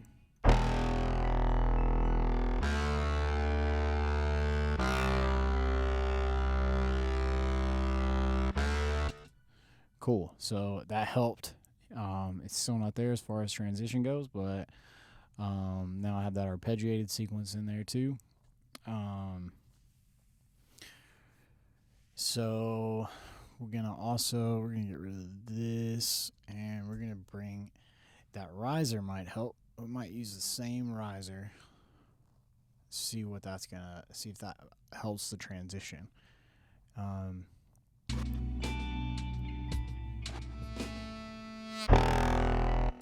Okay, but what I'm going to do now is I'm going to duplicate the track for this riser. I'm going to get rid of...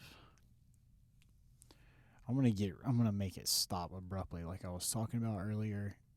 If it's going to be a heavy drop, I want to make it stop before as opposed to like ringing into it. I want to just really deteriorate the saxophone.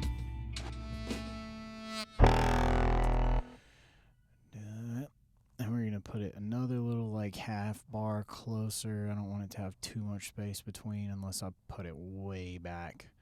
Okay, so now what I'm going to do with this, so let's do something different than what we've been doing. The saturator, I want to use something else. We're going to bit crush it, which is going to have a similar effect, but just way more intense. Did I put it on the right channel? No, I didn't. Okay. Alright. Okay, so that's not that intense. So what we're going to do is we're going to make the bit depth even lower. We're going to bring it down to like 2 bits. We're going to overdrive the shit out of it. We're going to clip the shit out of it. We're going to downsample this bad boy, and we're going to run the mix at 100% just to see how bad we can make this sound. Okay, that's awesome. That's closer to the sound that I wanted, and I also want... so this is just one note. So what I'm going to do is I'm going to take an effect that would normally be used on vocals to make this like a chorus of loud sounds. So there's a company called Ceremony. Oh no, this is not a company called Eventide that makes a plugin called Quadravox. They gave it to me for free for Christmas one year. Santa Claus, Production Santa. And normally it's used for vocals. You can create a 4-part harmony in it. Thus the name Quadravox for vocals. But it lets you set the key. I already know that I'm in the key of E minor, so I'm going to go ahead and do key of E and natural minor. And then this is going to make this thing go crazy.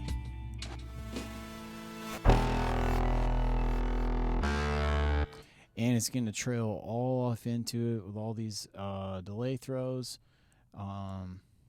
which we like. And all this panning stuff, and then we're gonna make this plugin. Normally I would use this plugin on a send if I was using it on vocals, but this is just like one riser throw, so I'm just using it right here. I'm gonna make it super wet, and then we're gonna compress the hell out of this thing and just make it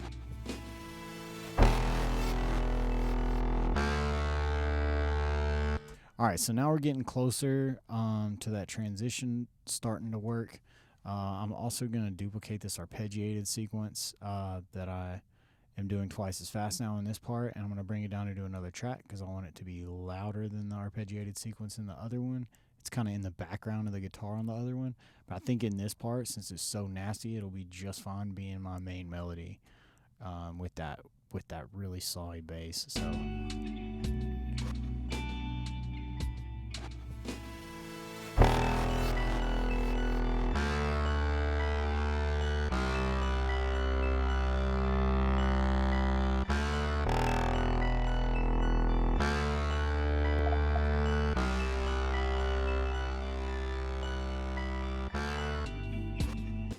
Okay, cool. So that transition is starting to sound a lot better. I'm gonna verb out this.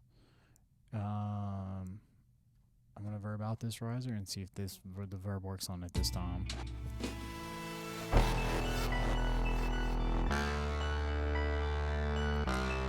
Okay, and I kind of figured out something that I might like to do now that this saxophone sounds this way. I think I want to use it as like a one beat. I'm going to reverse it back to this, and I'm going to kind of do it as if I was doing it in a sample one, but I'm just going to put it, since it's got this crazy delay on it, I'm just going to put one note at the beginning of each bar and see if it'll like wave me on through this section here. And if this starts to sound good, we'll get onto some drums, and this will be part 2.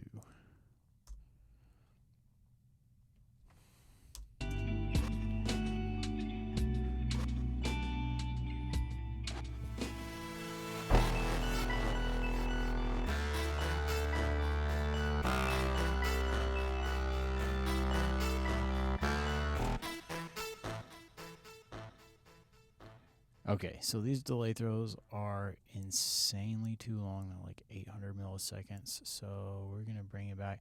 This plugin is also cool because you can see the delay time right here, and then it's also got a grid, and where the notes are actually the delay. So if you see, like, it highlighted that up there, so I can bring this back on the grid and make it not delay as long, which is nice.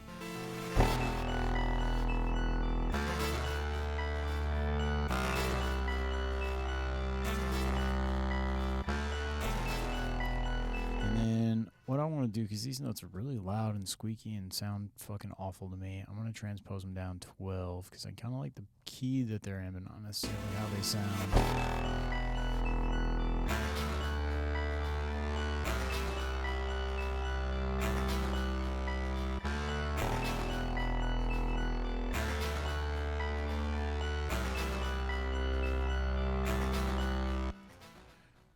Okay, so that's not terrible.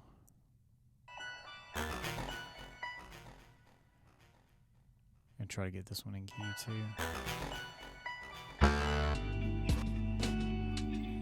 And it's kind of starting to cut in with how my bass is, so I don't know if I'm gonna even. Yeah, I don't think I'm gonna keep those. It kind of felt like it was gonna be a good idea, but I'm not afraid to throw it in the trash. So we're gonna move on and try something else. Maybe I'll take this guitar. And see what I can do with it. Let's see if I can take. I'm gonna copy this piece, and I'm gonna move it out here, and I'm gonna play with it for a minute and see what I might be able to do. See if I can take like a note or two that could be cool, and I can make them ring out.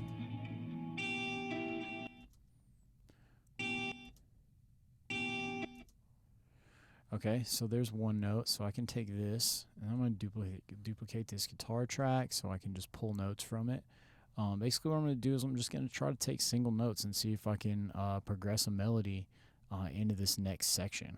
Like, I'm just going to use the same stuff I have, and I'm just going to try to pull little pieces out of it so you can't really tell that it's from the same guitar part, just so it's nice and original. I mean, I could pick up a guitar and I could play all this stuff. Or play something different, but I want to see, like, can I use what I have, like, right here at my disposal to make something cool out of it.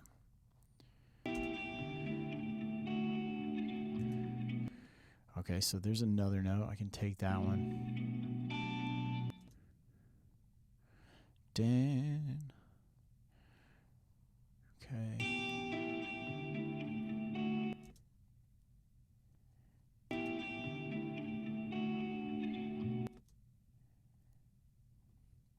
So now we got 3 notes, I believe, so that might be a good amount. So ding,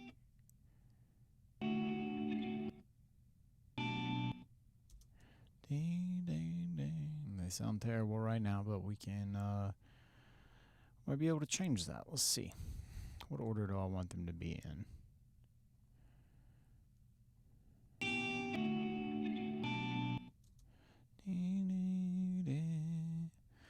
Not a terrible order. Okay, so now what I'm going to do, we're sped up 75% right now. I'm about to slow all these bad boys way down so they're like really, really long single notes, and it should like put a lot of like audible artifacts in these things to where they sound just like they're really messed up and distorted. So we're going to bring them all, since they're single notes, you can basically speed them down to whatever speed you want. So I'm going to go down 0.26, which is crazy 75%, 75% slower.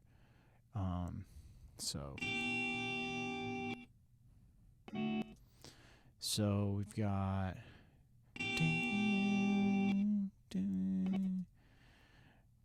okay, so I'm just gonna roll all of these off and we're gonna pop them onto the grid, and then I'm gonna make them really delayed and reverbing and roll off the top.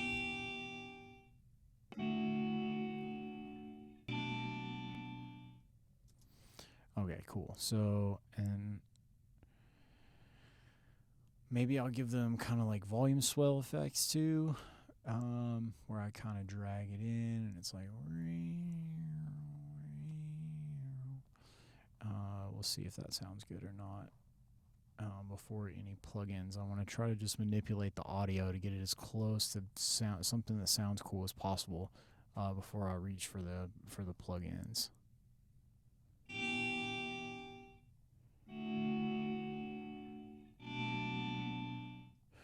Okay, so what I need to do is I need to make this one long enough. So we're going to do 0.2. I want it to be like right up against that bar. I want him to touch. So I got it pretty close there, and then I'm gonna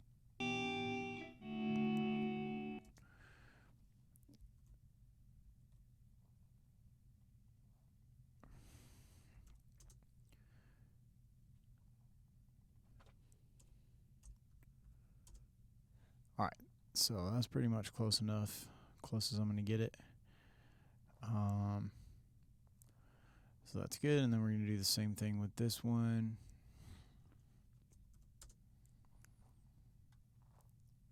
And that's pretty close, so we'll just drag it back a little bit, and then I should be able to bring these into a little rhombus looking shape here with the faders coming in the middle, and it should sound kind of like a volume swell and fade, maybe.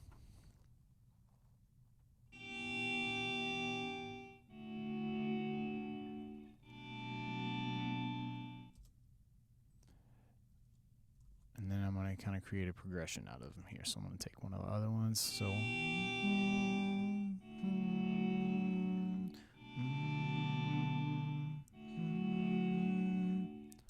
all right. So that's cool. Hopefully it fits in with everything else. We're about to find out. I didn't even really use any plugins on that. We just cut up that same guitar. Just took one note out, stretched them out, volume faded them in and out. Nothing super special. All right, we're going to unsolo it and see if this sounds terrible or not.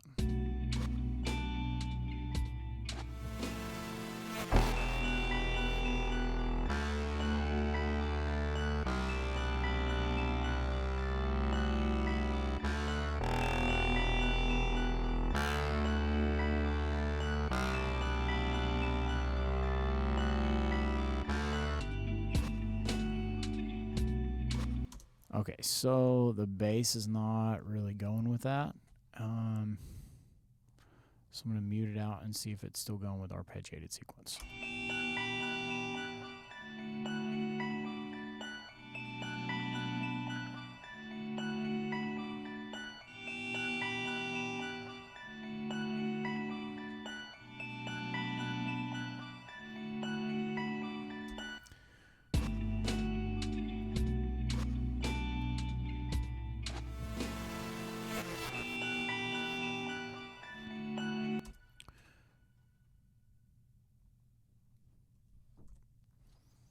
Okay, so I'm starting to think that maybe it's not a heavy drop. Maybe it's not what we need in this song. Maybe I will just move on with those two things that I came up with, which is just fine. I would have never got there if I wouldn't have, if I wouldn't have made that weird bass in the first place. It wouldn't have brought me to where I am right now. So let's see what it sounds like with the regular sax riser, and maybe we'll continue going on into something chill.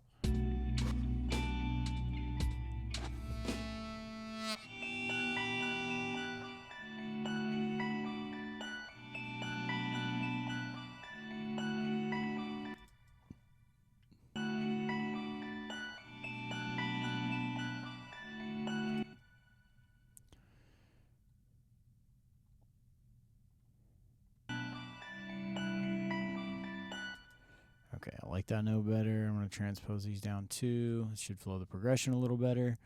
And this is actually kind of nice without the bass. Let's see what it's going to sound like with the little drums in here.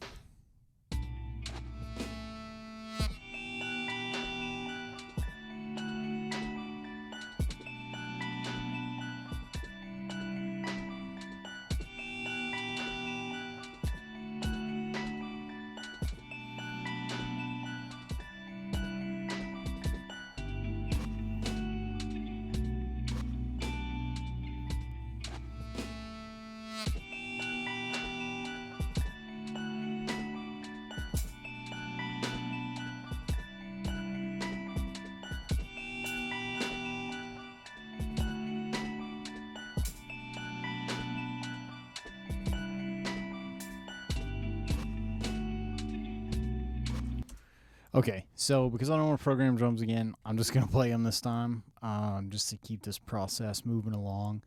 And then I'm going to, let's see, how long is the song right now? So it's about 50 seconds right there at the end of this. It's about 1:11. So if I just double this over, then I can go through and do some cool cuts. And then we'll be pretty damn close to having something that we can work with, something that I could put vocals on top of, or something that I could send to someone and they could be like, oh, I like this. Maybe it could be used as music for behind a scene in a movie, because it's kind of got like ambience, and then it kind of like brings up into, even without that bass, it still brings up into something a little more like edgy when I doubled that the tempo and the arpeggiated sequence. So we're getting pretty close to having something here. We'll just see what it is, and I'll probably just keep playing that other analog bass that I pulled out of Arturia catalog on through this part, because I don't think that saw bass is it. It's kind of cool, but I don't think it's it for this song.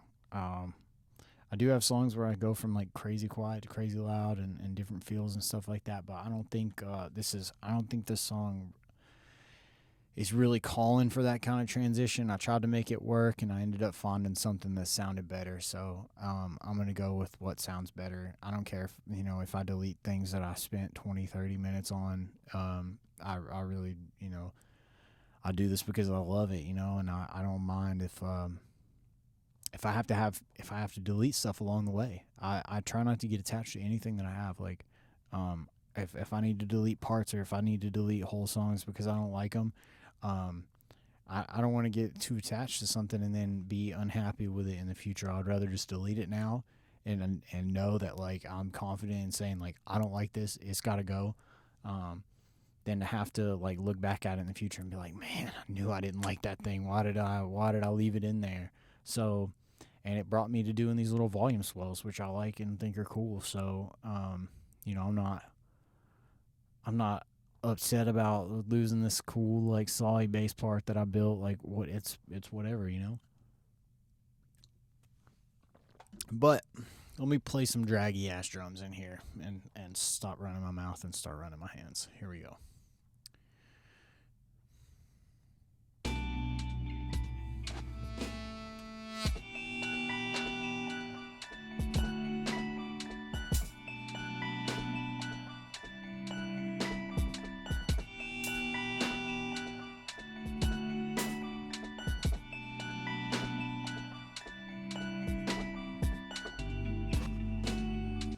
Okay, so I'm just probably going to just leave those drums exactly how they are. Draggy, unquantized, sloppy, because we got that arpeggiated sequence, carrying the beat really hard.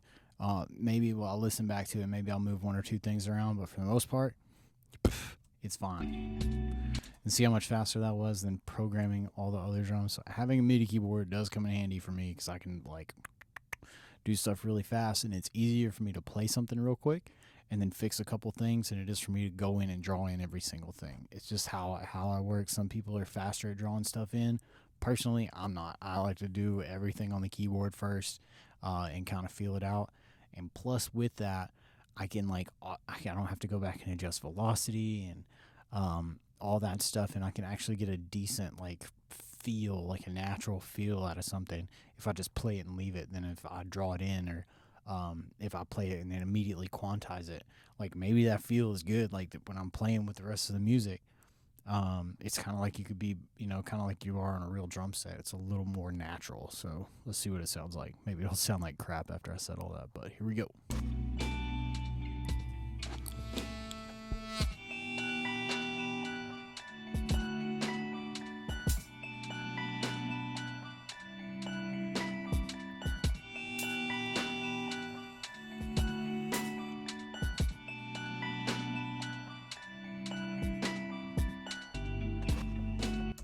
Cool. So I like that. The only thing I can really hear is some of the stuff like the snares popping out a little bit, as well as the second hat.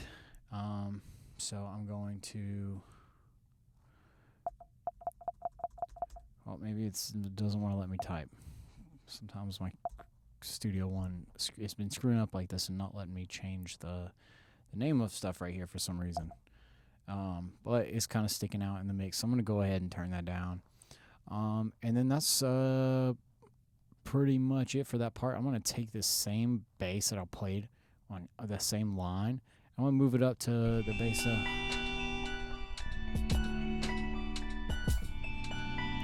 So I think it's maybe an octave lower, so we're gonna put it up an octave from where I played it.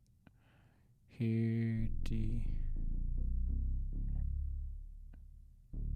Because this is actually supposed to be a bass instrument, so unlike the horn or the saxophone that I sampled, rather.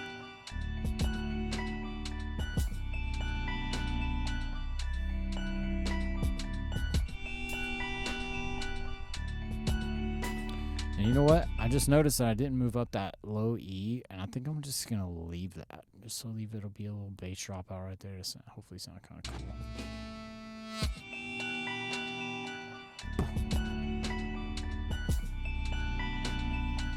And you know what? I may pull the drums back too. I may just cut all that out. Let's see. I want that hat hit in there. Let's see. And then we'll just all come in at the same time, just like boom. Is that the right bar? No, it's not. Whoops.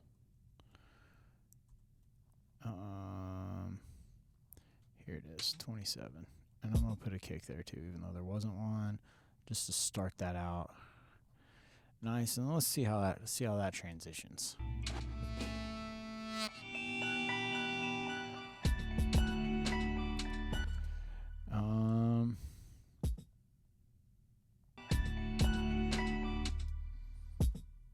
So now I gotta fix a couple things because it's not quite, doesn't fit the feel.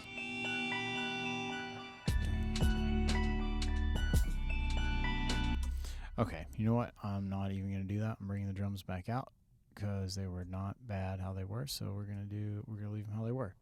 And then we'll let the bass drop on the second beat. And then I don't know how much I like this bass line. Let me see. I'm going to blast it and see how it sounds.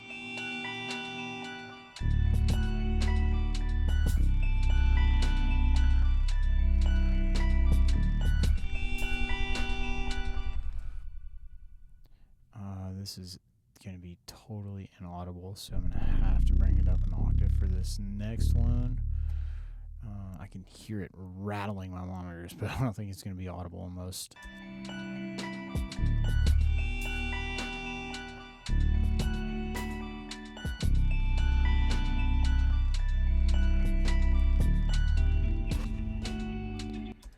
Okay, so we're going to run this out 2 more times, just the same thing. You're going to double the whole phrase.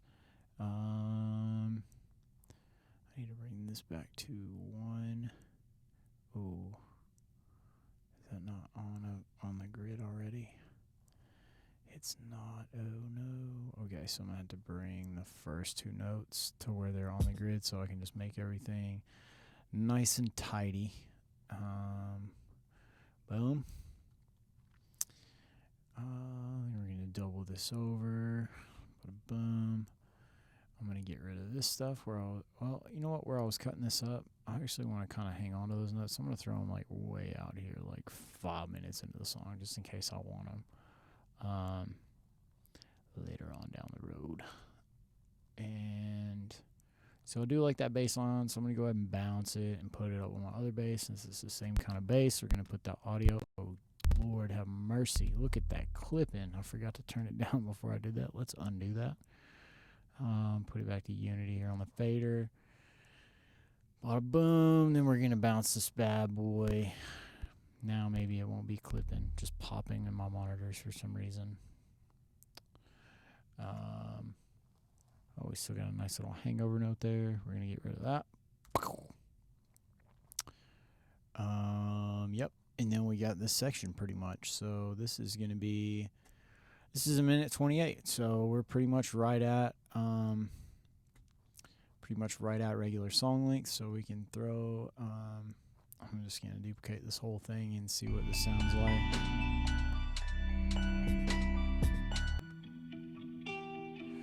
All right, so we're gonna do the same thing. I'm just gonna kind of fade everything out. I'm gonna do a long fade here, long fade here. I'm gonna bring the drums back a few bars.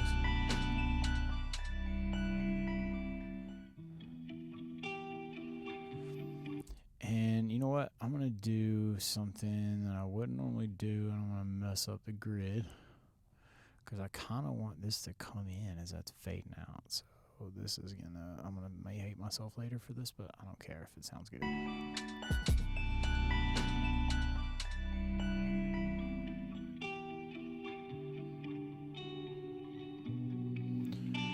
Okay, I'm gonna have to pull it back the full bar because it's not gonna sound good. Okay, and then I'm gonna fade this thing in. So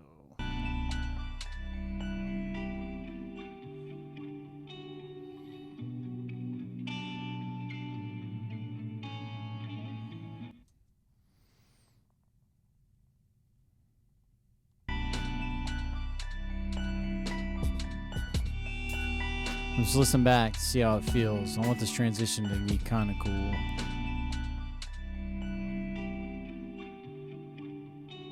Okay, so that's cool. Even though it's like it's off, like, you know, how the flow of the song would be, because we're kind of starting with a single instrument, kind of starting it back over again. Now it's like.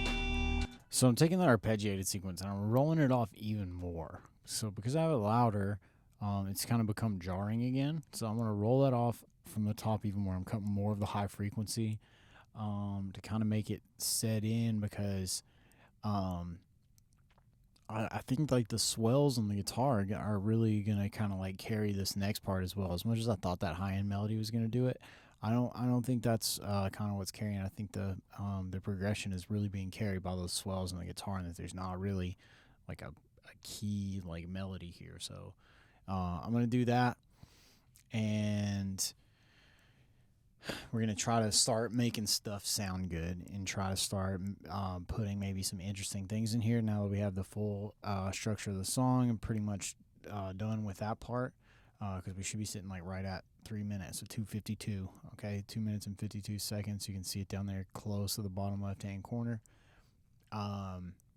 So we got a good amount of stuff. Now I can just kind of have fun with it and mix it and do, try to do something that sounds kind of cool, and maybe turn it into something. So really I want to start with the drums, because the drums sound like shit to me right now. So like I said, I'm going to do drums from the top down. I'm not going to mix the whole track top down. I'm not going to start on my master bus and do that. I'm going to start doing each individual instrument. I kind of did some stuff along the way, so they sound kind of good, but I really want to start with the drums. I already got a drum bus going. I want to get them reverbed. I want to get them EQ'd, and I want to get them sitting in that mix really nice, because right now they're all over the fucking place. And even though I love this kit, I don't like the way that it sounds in the song right now. So I'm going to try to fix that. And the first thing I'm going to do is I'm going to bring in a Pultec. Pultec is just an incredible EQ. Some of the defaults just sound incredible on drums. So I'm going to bring in the Pultec. I said I was going to try to use stuff that is free, but I lied, because I just want to use this EQ because it sounds so nice. So this is another Universal Audio plugin. I use Apollo Twin. Universal Audio stuff sounds incredible to me. This particular plugin has just amazing drum bus EQ. Really, it has amazing when I mix acoustic drums.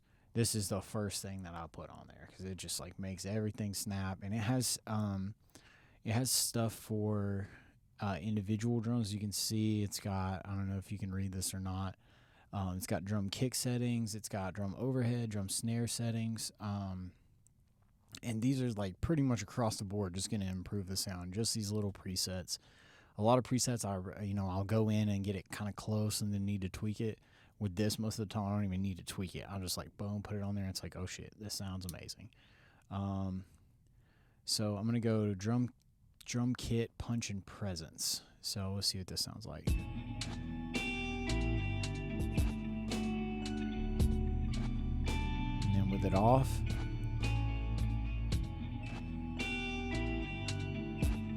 On.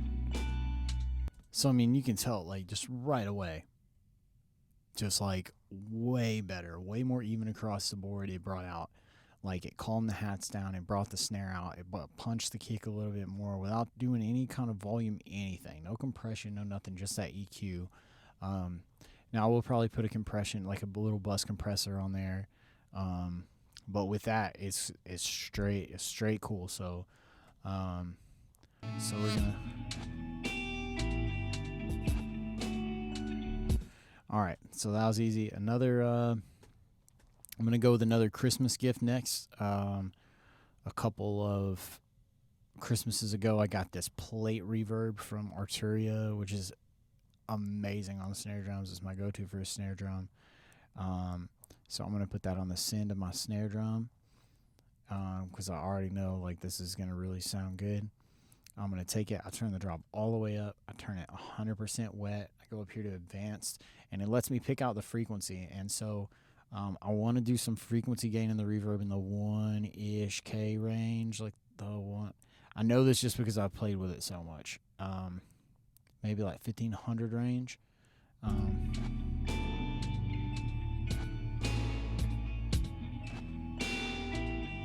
Okay, so that's the slap in the reverb that I'm looking for. You can hear it. Here, I'll solo it out so you can hear it a little bit better. And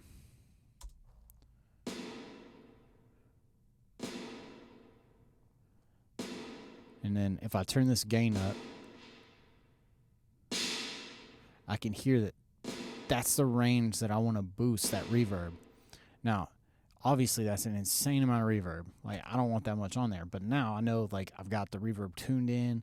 I've got the frequency gain on the reverb tuned into where I want it to be. I'm going to do this high pass filter just so it's not doing anything low at all. I'm going to do this high pass filter at like 500 hertz, like way up there. Because I don't want any reverb under 500 hertz for a snare drum. I don't need it. Yeah, and now see, I've got this. This is my plate reverb right here. I don't know if you can see my mouse moving down here. But so I'm going to turn it down to about a quarter, and I'm going to listen to it in the whole mix. Because if I solo this out, if I just have the snare soloed, then probably not going to put enough reverb on it because I can't hear what it sounds like in the mix. So I want to hear it with every instrument when I'm mixing. The only reason I soloed it was A, so you could hear it, and B, so I could dial in the frequency of the reverb because I know, like, I want that snare snap to come through in the reverb. And that's really all I'm using this plate for, is to get just a little more snap in the background and in the room of the things. Okay, so I can hear that that's still a little bit too much, so I'm going to bring it.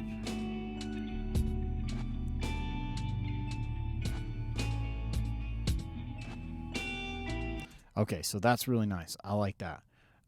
So now I've got my kick sounds pretty good. The kick on this kit is not bad, so let's listen to it.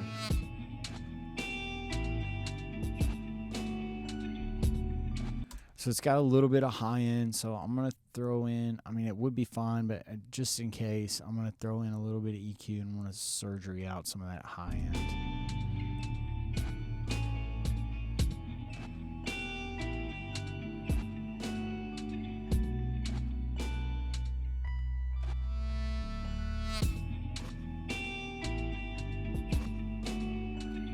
Okay, so that's fine.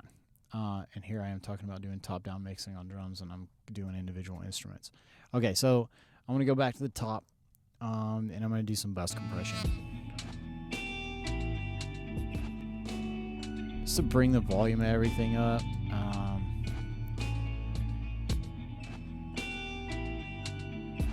You know what? I was about to start using a preset from FabFilter, but I'm not going to do that. I'm just going to go back to the default. I'm going to use the opto compressor, or the bus compressor. Sorry, I use opto on vocals all the time, even though they have a vocal compressor. I think optical compressors sound really good on vocals. So I'm going to use this. I'm going to run through, and we're gonna compress the drums, just threshold, attack ratio, and release. So way too hard, right?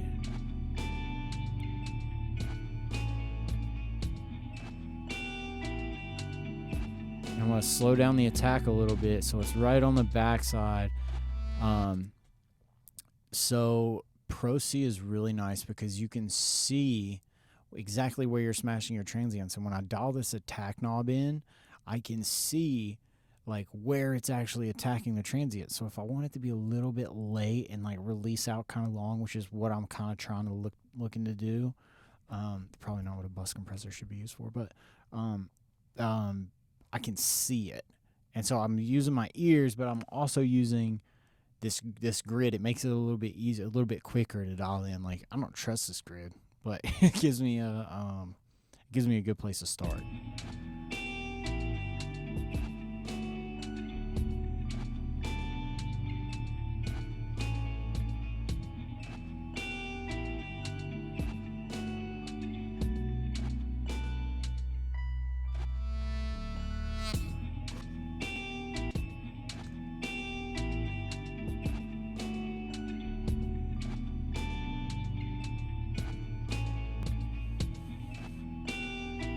Okay, cool. So I'm fine with that. And then I'm going to verb the room. We're going to give it a little bit of room reverb.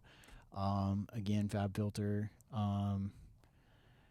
Pro R. So we're gonna give it like a medium size room. We're gonna call. Let's see. We've got.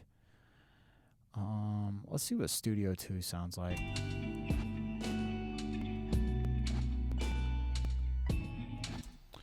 Okay, I'm bumping up my block size because I turned it down to track earlier, so I'm gonna bump it up here since we're using some big boy plugins now.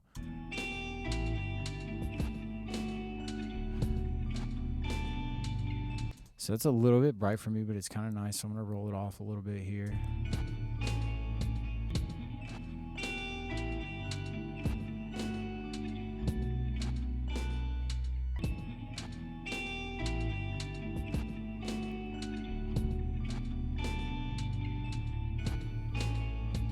Okay.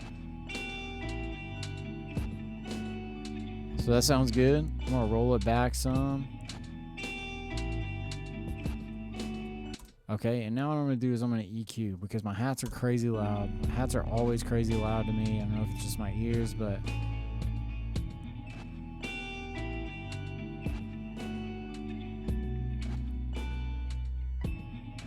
really, I'm just gonna roll off this whole kit.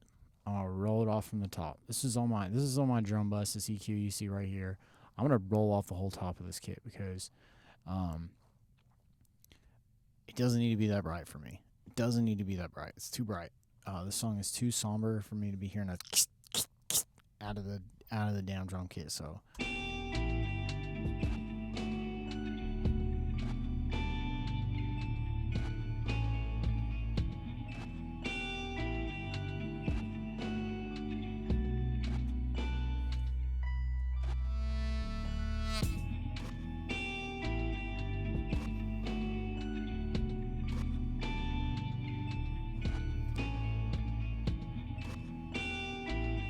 Okay, so now that reverb plate on the snare drum is coming through even more. So I'm going to go back through and kill that down because it kind of is making the drums sound like they're super reverb, which I don't have a lot on them, so.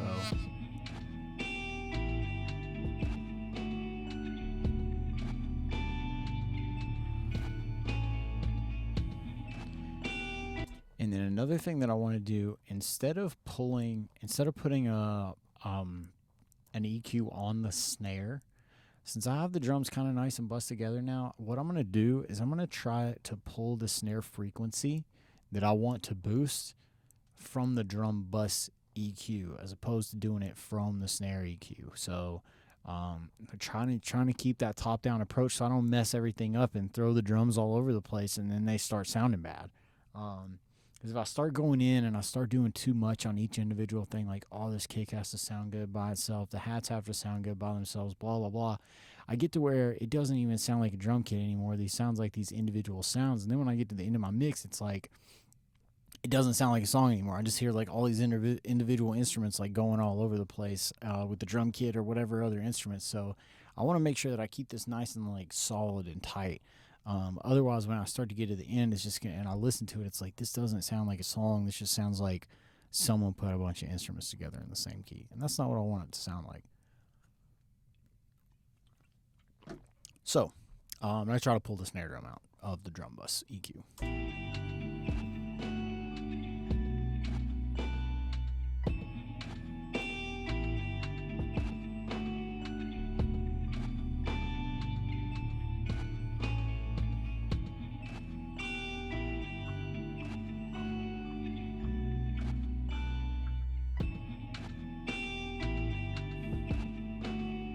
Nice. So I use that solo feature again to listen to it, and now it's pulled out. So okay, so I'm gonna solo the drums, and I'm gonna let you listen to the drums without any plugins on them, and then with what I just did. So this is with nothing except for the stuff that I put on the individual drums. So obviously you hear that plate reverb on the snare, and then this is with everything else.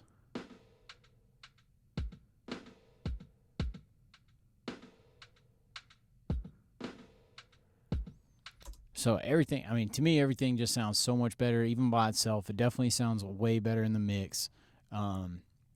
So yeah, I'm done with the drums for now, so I'm going to move on. And we're going to look at these guitars. I don't think I really want to do anything with the guitars.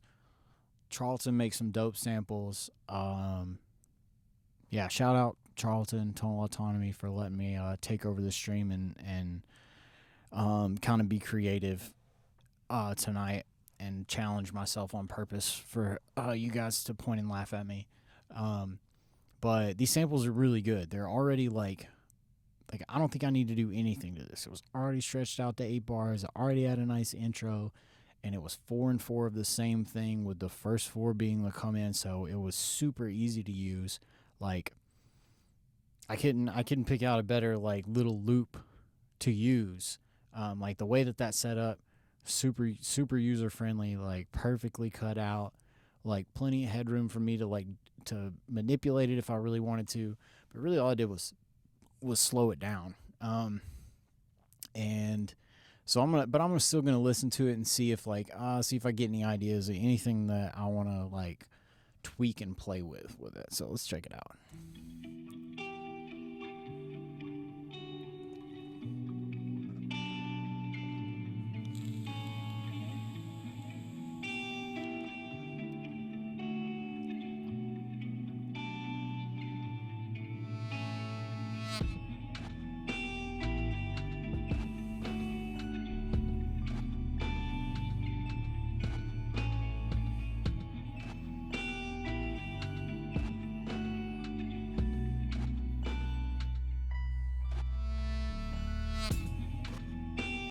Okay, so I can already tell that that's fine.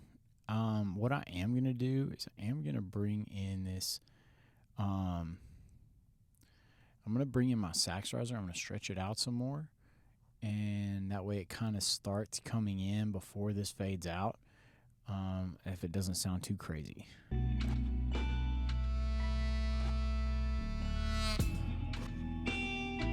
Yeah, okay. And now I'm also going to deal with the issue that I was dealing with earlier, since it didn't work with the Valhalla reverb. I'm going to go ahead and move on to this sax riser, because the main guitar is fine. I'm not going to do anything else to it. Already sounds incredible. The highs are already like cut out. There's no like crazy picking things in it. It's already got a little bit of like kind of like a lo-fi like tapey feel to it. So I kind of like I love that sample. That's really cool. I'm glad I picked that one to start with. It made this whole session a lot easier, that I built challenges in front of myself through this whole thing. But that's definitely made it a lot more simple. Like if I was trying to work really fast, that's the kind of sample that I would want to start with. If I needed to like boom pump out a song and I just want to pull a sample and like boom, I got an artist sitting here in the studio and they want a song right now, and I open up a sample pack and that's what I get out of it, it's like that makes my life infinitely easier. Boom, it's in the key E minor. Boom, it's 148 BPM. Boom, it's already set out to 8 bars. Boom, it's already got the little soft intro. It's like that thing was perfect. So I'm going to keep going with this. We're going to try to chill the saxophone out because it's a little bit aggressive. I want to put some delay on it so it delays on out into the next phrase, so it's kind of like a little carryover. So first I'm going to put the delay on it. Actually, no, first I'm going to chill it out. Let's chill it out first. I'm going to roll off the top of it. Now, mind you, this is just one saxophone note that I pulled from a phrase out of another one of the Tonal Autonomy samples. So if I was probably using the whole thing, I probably wouldn't need to do a whole lot to it, but I'm using it in reverse and one note as a riser, so I'm gonna go nuts with it and make it like make it a little more my own here. So and make it kind of fit its place in the song. So first I'm gonna roll off all the highs.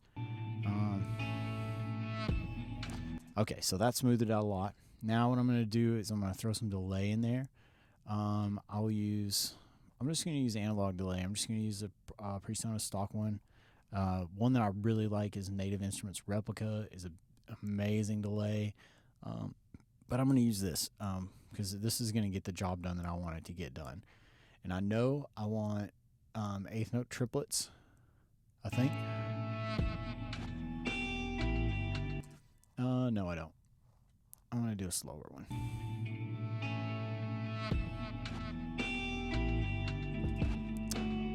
There we go. That's what we want. So that delay is nice. Put it on 100% wet. I'm going to do a high cut. It's already set at 5K. That's fine. I'm going to do a low cut at about... I don't want it to have a lot of mud in it, so I'm going to do a high cut at about 500 hertz. Just to color it up and just to kind of make the... so the delay doesn't really clash with the high end of the arpeggiated sequence, and it's also not going to mess up the bass when I come in. It's not going to mess up the guitar. So we're going to try that. We're going to give it a little extra feedback. It's at 25%. I'm going to put it up to 50 so it really carries out. And let's see what that sounds like.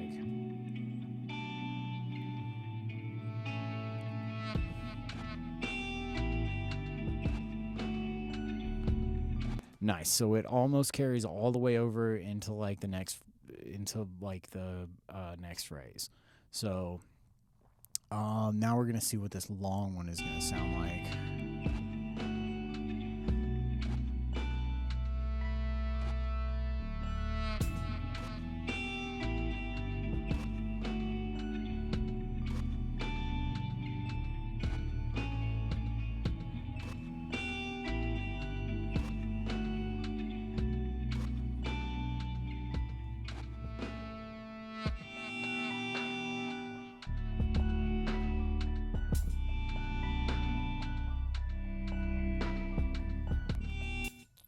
Okay, so I kind of do hear this. I'm just going to keep rocking this.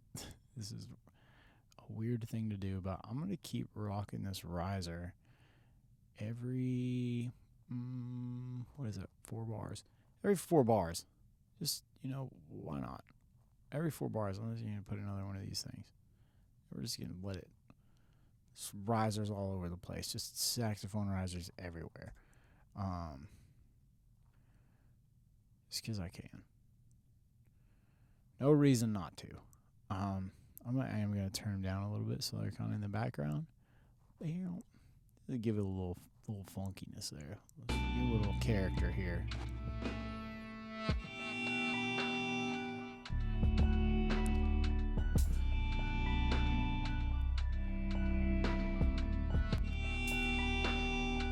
Oh, yeah. Okay, that's cool. I like that.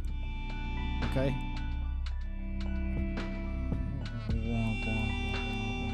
Okay. I'm not mad at that. I can't be mad at that.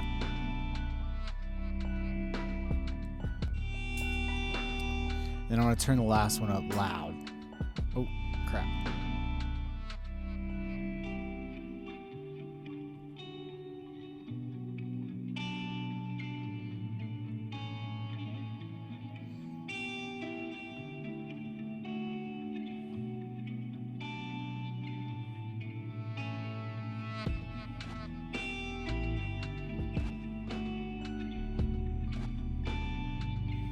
And make sure I copy and paste this thing into the next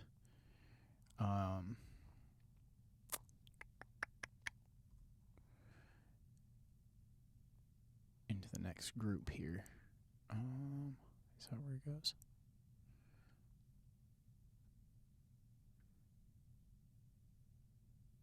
No. That's where it goes, maybe. 1, 2, 3, 4.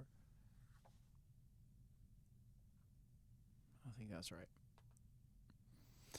And then you know what? I'm gonna, I like this mix. I'm pretty good where I'm at with it. We're gonna give it one final listen through, and see kind of how it feels.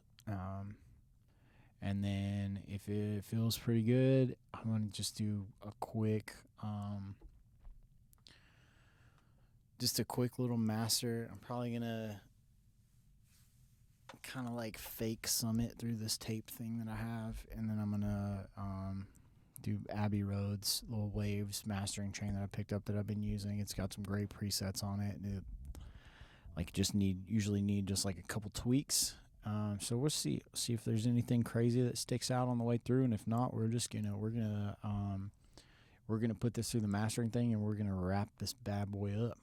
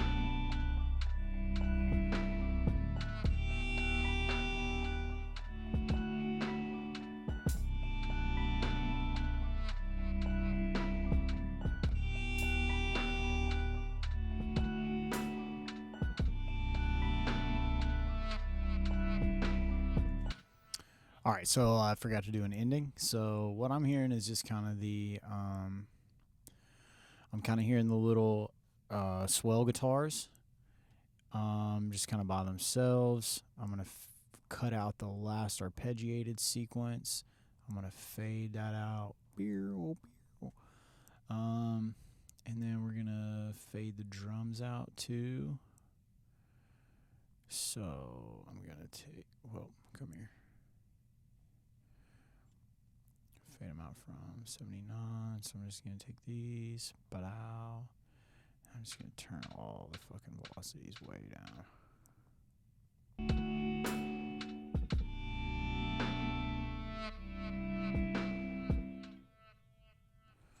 And then I want to just let that last snare hit be the last hit of the drums. And delete whatever hit this is. And then we're going to let it fade out with that last little.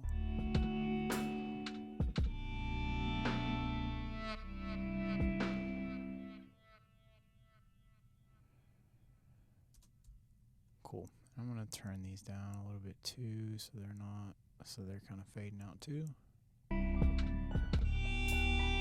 Turn down the swell drums, that is.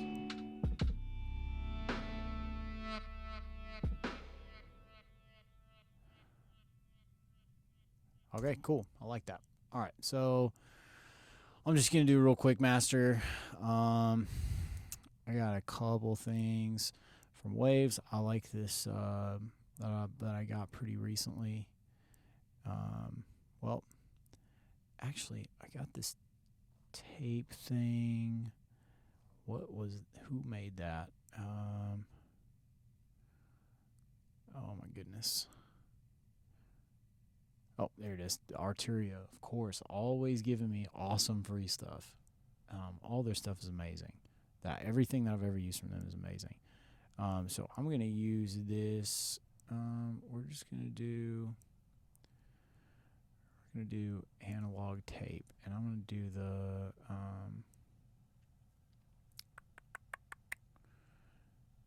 let's see what this sounds like.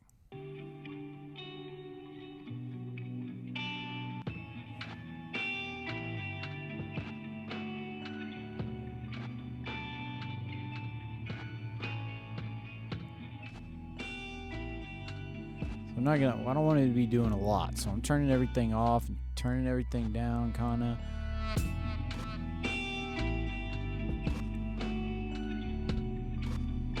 Alright. So that's giving me a little bit of warmth right there, not much. I don't even know if you can tell what that's doing on the other side there. I can hear it over here. And then what I'm going to do, I'm going to put a limiter. Boom. I'm going to put a limiter before that thing. I'm going to set this limiter to ceiling -6. Around -6 somewhere. So.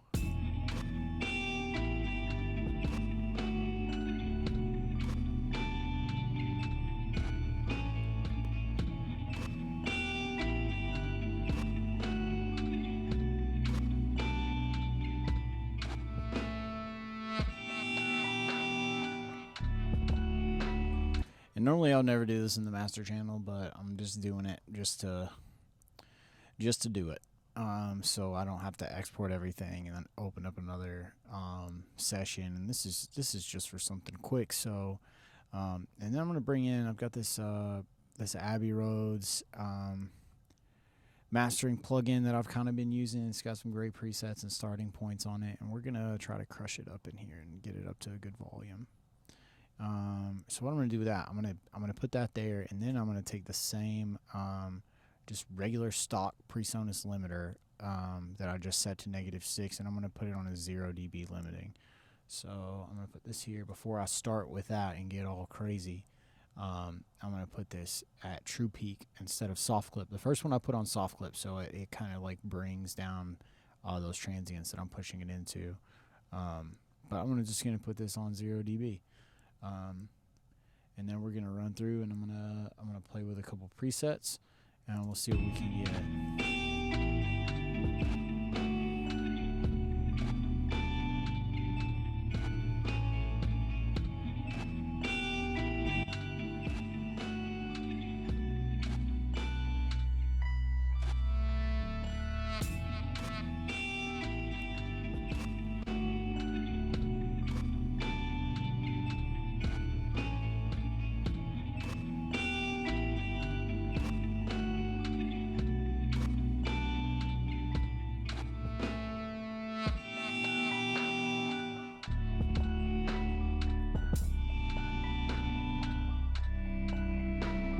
Okay, so that's nice. I turned the spreader up a little bit. I got a limiter over here. So I'm going to do a modern limiter since I kind of have some like fuzzy stuff going on already. I'm going to give it a little bit of ratio here. And give it a little makeup gain. Just like a dB and a half, 2 dBs. I'm looking at my main over here. I got a little room. I'm already squashing everything into that first limiter, -6. So this is going to bring everything kind of back up.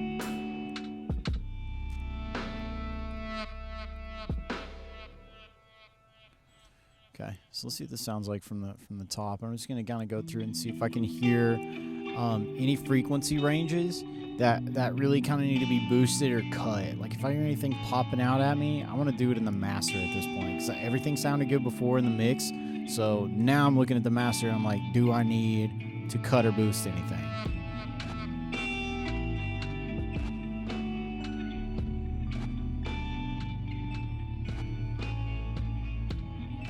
Okay, so I can already hear. I kind of need a little bit in the 1K range. So I'm gonna set this EQ down to 1K and I'm gonna boost it up a little bit. Not much, just a little bit. And then I can hear I'm kind of cutting through in the highs. So I'm going to cut through this 5K knob up here.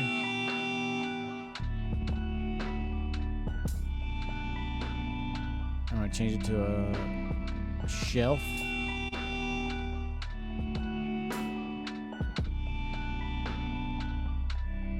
Do like a 2 dB cut, maybe a little more.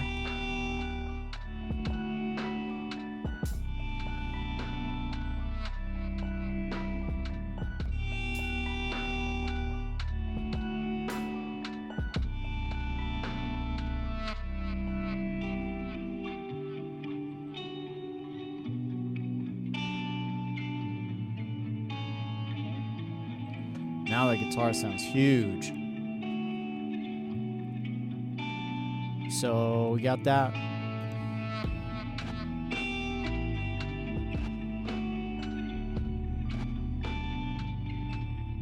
Get those mids back up. Maybe we'll give our bass a little kick down here too. Boost it up a little bit.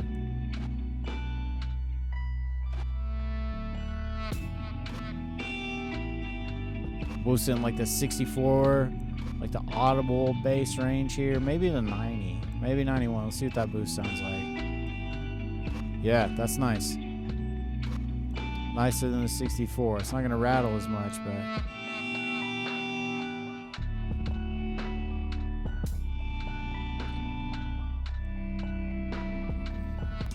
All right, so I'm cool with that. I like what that sounds like. I'm good with it for right now. It's a good mastering volume. I feel like it's got a good stereo spread. Just from the mastering, everything is kind of center panned right now.